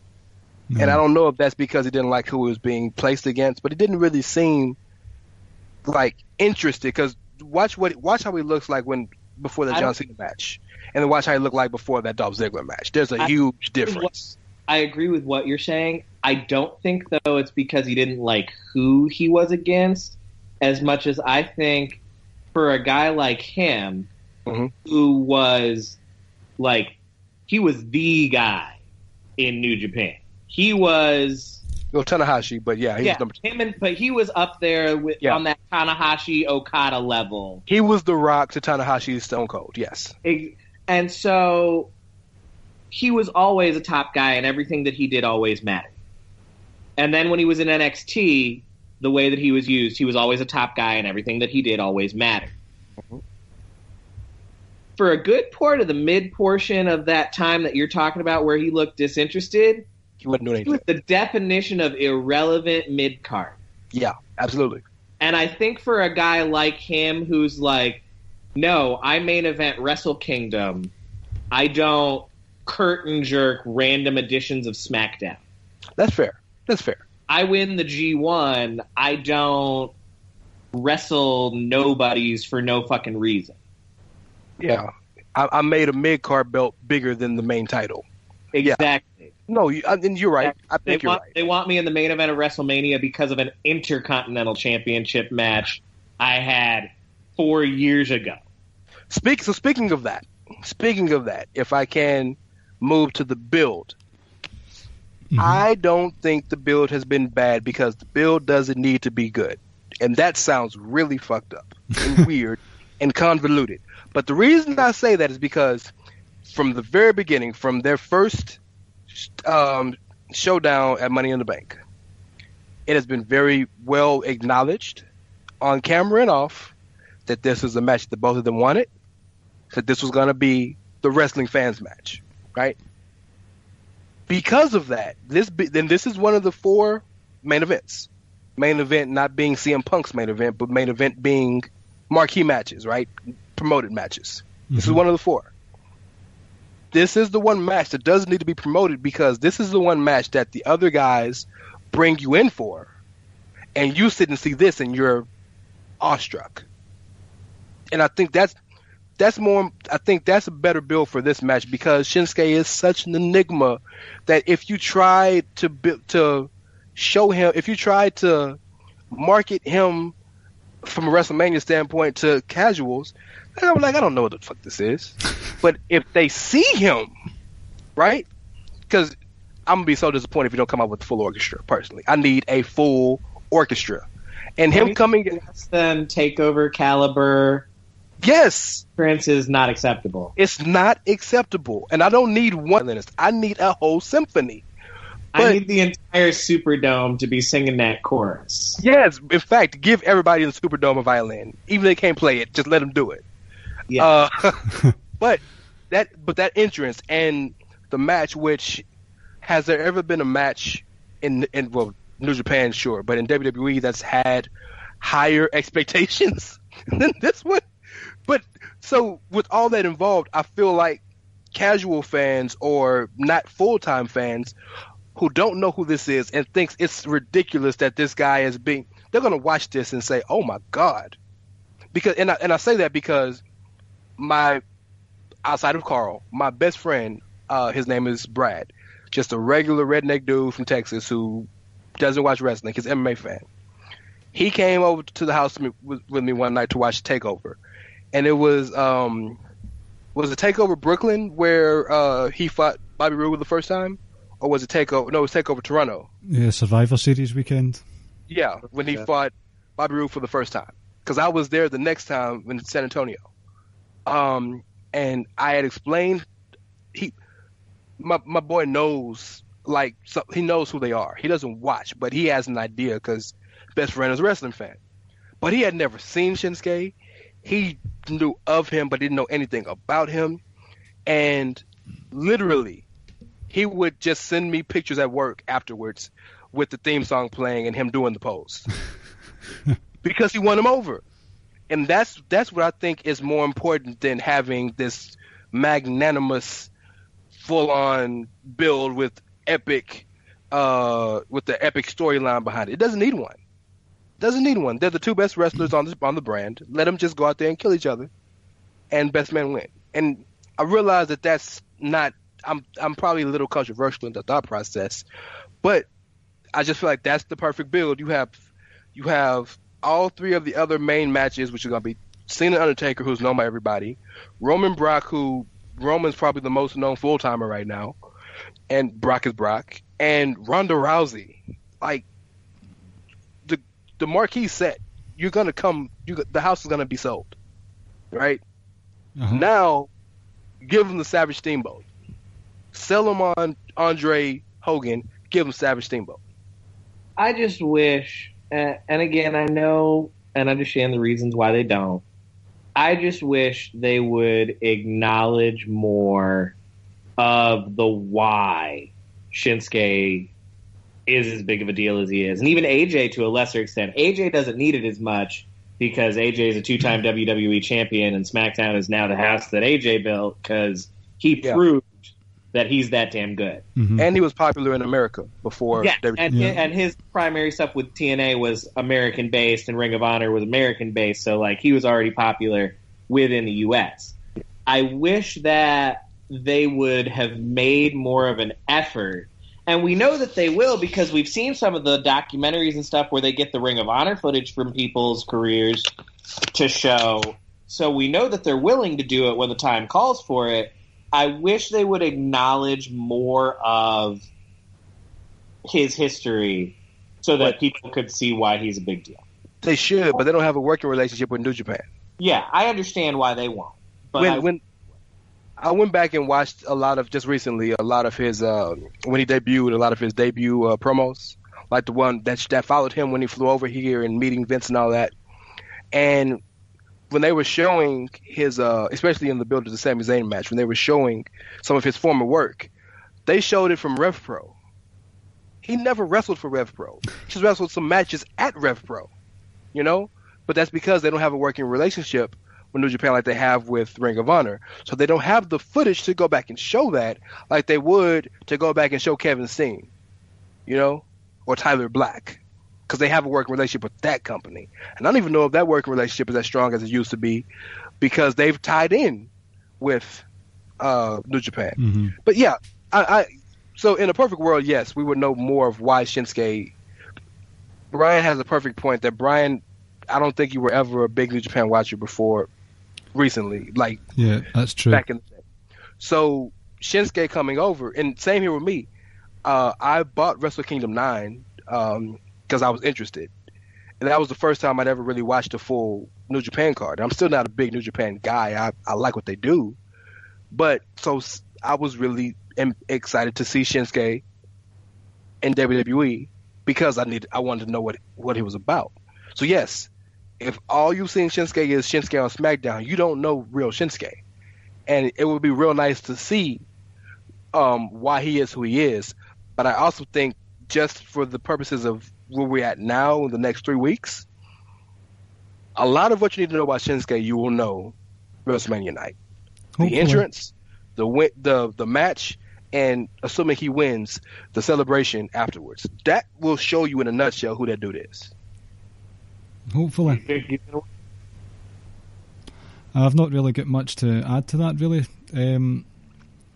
If any of you guys have got anything else you want to talk about, feel free, but if not, we can move on to the quiz.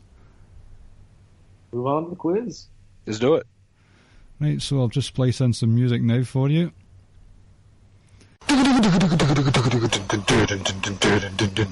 It's fucking quiz time with Ricky and Clive and friends. A fucking WWE quiz. And with the news that Daniel Bryan has returned to wrestling competition, it's going to be a Daniel Bryan themed quiz this week, and I took to Reddit to get some questions, so we've got quite a few users who've submitted some questions for us. There was one question that someone asked. It wasn't exactly a quiz question, and I don't know, based on both of your opinions on it, they've asked, who's your dream opponent for Daniel Bryan? This is from AJ Naka Zane Owens. Miz. Mike Mizanin. Yes. That storyline is just there. I need The Miz to show up on SmackDown yesterday. Yeah. And just like, no, fuck this U.S. title shit. I'm here. Fuck Seth Rollins. Fuck Finn Balor. Yep. I'm going to kick your ass. Yep. I'd be more than happy with that. And I want the stipulation to be winner gets to keep the kicks. Keep the kicks. The world famous It Kicks. The world famous It Kicks. And the chants as well, the yes chant. They get to keep it. Yeah, So, right. Yeah. I don't know if Corey Graves from my Then name. when Daniel loses the match, he has to start quieting the crowd. No, guys, I can't do that anymore. Oh, kind of like the Bullet Club does now with Too Sweet. No, I can't do that anymore. So I love it. I've got some actual sort of trivia questions here, but as is tradition with the Ricky and Clive Wrestling Show, in order to play in the quiz, you have to have your own buzzer, and it has to be in the form of a wrestler's entrance or their catchphrase. So, Kyle, have you got one for us? I do. Mine is a nod to Impact Wrestling's own Eli Drake. So I'm going to go in with a dummy. Yeah. Shout out to Caleb for the Impact reference there. The only fan left, yes. The only fan left. And Rance, what's yours? I wanted to give love to the world famous Dude Love with the "Ow, have mercy." Some nice buzzers there. Good stuff. Thank you, sir. Right, so first question. This comes from the pro black guy, who is Jeremy from Keeping It Strong Style. Shout out to Jeremy. What pay-per-view did Daniel Bryan cash in his Money in the Bank? "Ow, have mercy." Rance? It was at TLC? That's correct. I know it was in December. Ha ha ha. I couldn't remember if it was TLC or if it was still Armageddon back then. Oh wow, Armageddon, take it back. Oh, I miss those Armageddons. I just miss not themed pay-per-views. I know. Fox the podcaster, it's Jordan Fox on the Good Brothers Wrestling podcast, which Rance has been on quite a lot this week. Some good stuff there. The Good Brothers Wrestling podcast featuring Ray Cash, yes. Yeah. Who was Daniel Bryan's first pay-per-view title defense against after he won the WWE title at WrestleMania 30? Oh, I'll have mercy. Right? Kane. Correct. From Nobody Special 14, what animal is his sworn enemy? I'll have mercy. Oh, surely not, Rance. A bear. Do you know, I don't even know what that means, but you're correct. That's because he's a goat Ah, and right. bears eat goats? No, you remember the old JBL and Cole show? Yeah. and they had the whatever the talent competition, and Hornswoggle was dressed up as a bear. Oh, Jesus Christ! And he would always fight Hornswoggle. Jeez, he hates bears. All right. So I've got I'm on board with it. another couple here from Nobody Special 14. Who was his mentor in NXT? Dummy, yeah. The Miz. Excellent. So that's one for yourself, Kyle. You're climbing back up the scoreboard. Who was his rookie in NXT a few seasons later? Oh, I'll Have Mercy. Okay. EC3, better known as Derek Bateman. Another correct answer for Rance. Let me see who else. Darth Memer 1234. He's got two questions. What minor WWE TV program did Daniel Bryan receive a tryout match against John Cena on? Dummy, yeah. Was that Velocity? Oh, you pulled that one out of the bag there. Nice. What year was that? For a bonus point? Do we have to do the buzzer too? Dummy, yeah. And I'm going to say 2003. Correct. According he was still thugonomics, John Cena, so yeah. Mm-hmm. Yep. Word life. Right, let's see. What else have I got? 1, 2, 3, 4.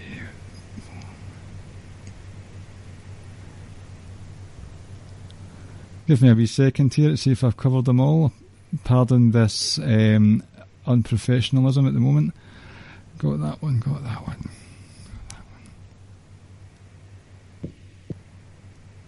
I can't believe I forgot The Miz was his.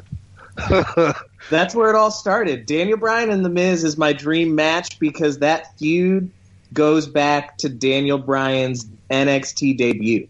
Yeah. His first feud was with The Miz over the U.S. title.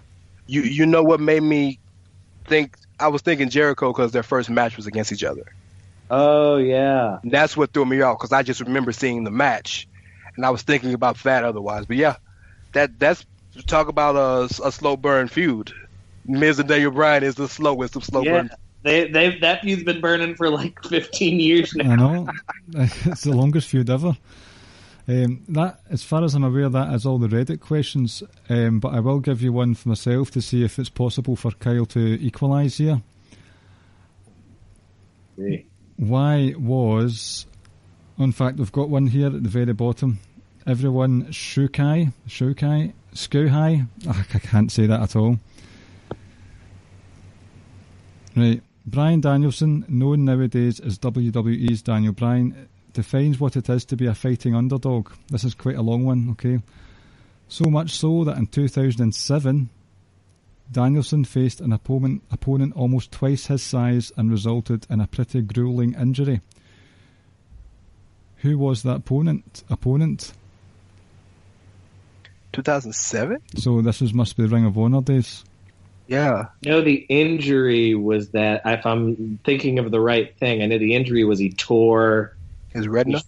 No, he tore like his arm and his like labrum or his pectoral muscle or something like that. Like he tore a whole shit ton of stuff. I gotta guess. I don't know, but I have a guess, so I'll have mercy. Okay.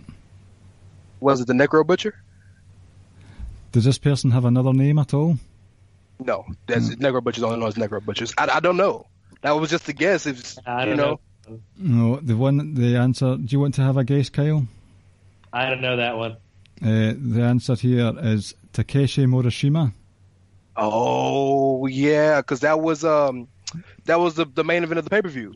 And it says here... World pay-per-view. Shoulder real bad. Yeah. It was a detached retina. That's what it says here. Yeah, and this fool wrestled like a month later. He wrestled for quite a while for like a month or two afterwards before he got it fixed. Yes. Wonder why he got concussion problems, man. You ain't have an eye. Like, come on, dog. Oh man. So I think the score here was Rance 4 and Kyle 3. So you're the winner of the quiz this week, Rance. Congratulations. Thank you very much. I needed to get in one of these quizzes, so I feel good. Good game, sir. Good game. Thank you, sir. Well, no, thanks to both of you for coming on. It was quite an enjoyable one tonight. But shout out to Ricky, first and foremost. Hopefully he can come back on next week. Just a couple of quick plugs. The housekeeping part of the podcast. This is obviously the Ricky and Clive Wrestling Show, part of the Social Suplex Podcast Network, on which you can have shows by Rance's very own SMC Wrestling Podcast. You've got the Keeping It Strong Style New Japan Pro Wrestling Podcast with Jeremy and Josh, and also One Nation Radio and One Nation Live with Rich and James. SocialSuplex.com has all these podcasts and lots of columns. Caleb started writing in the column game with Impact and Ring of Honor reviews as well, so you can actually subscribe to them on the website.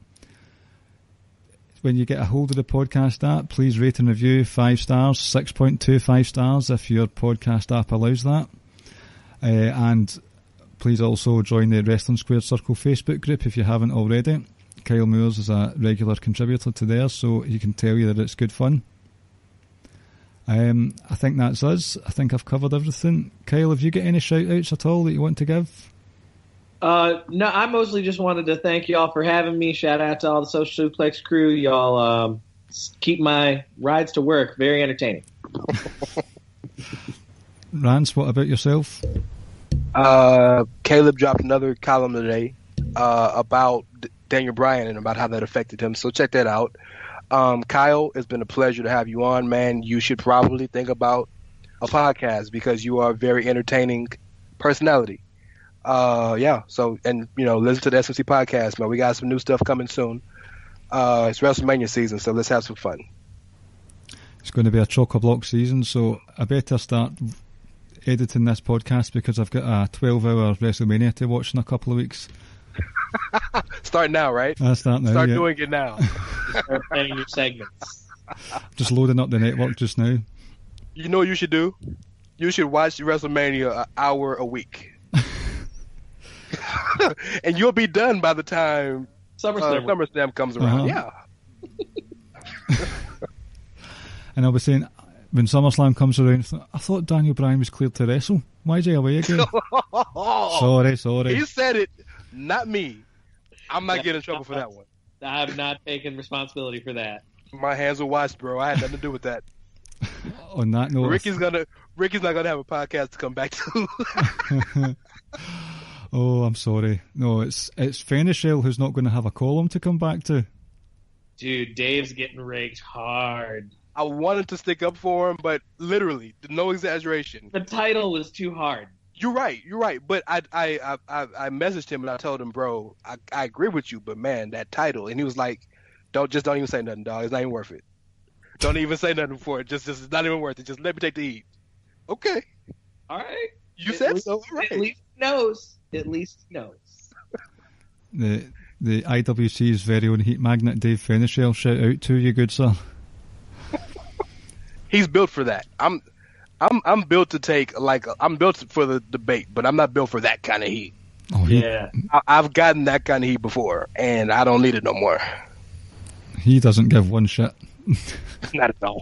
I teach in a public school. That's all the heat I need. Right? Extra heat.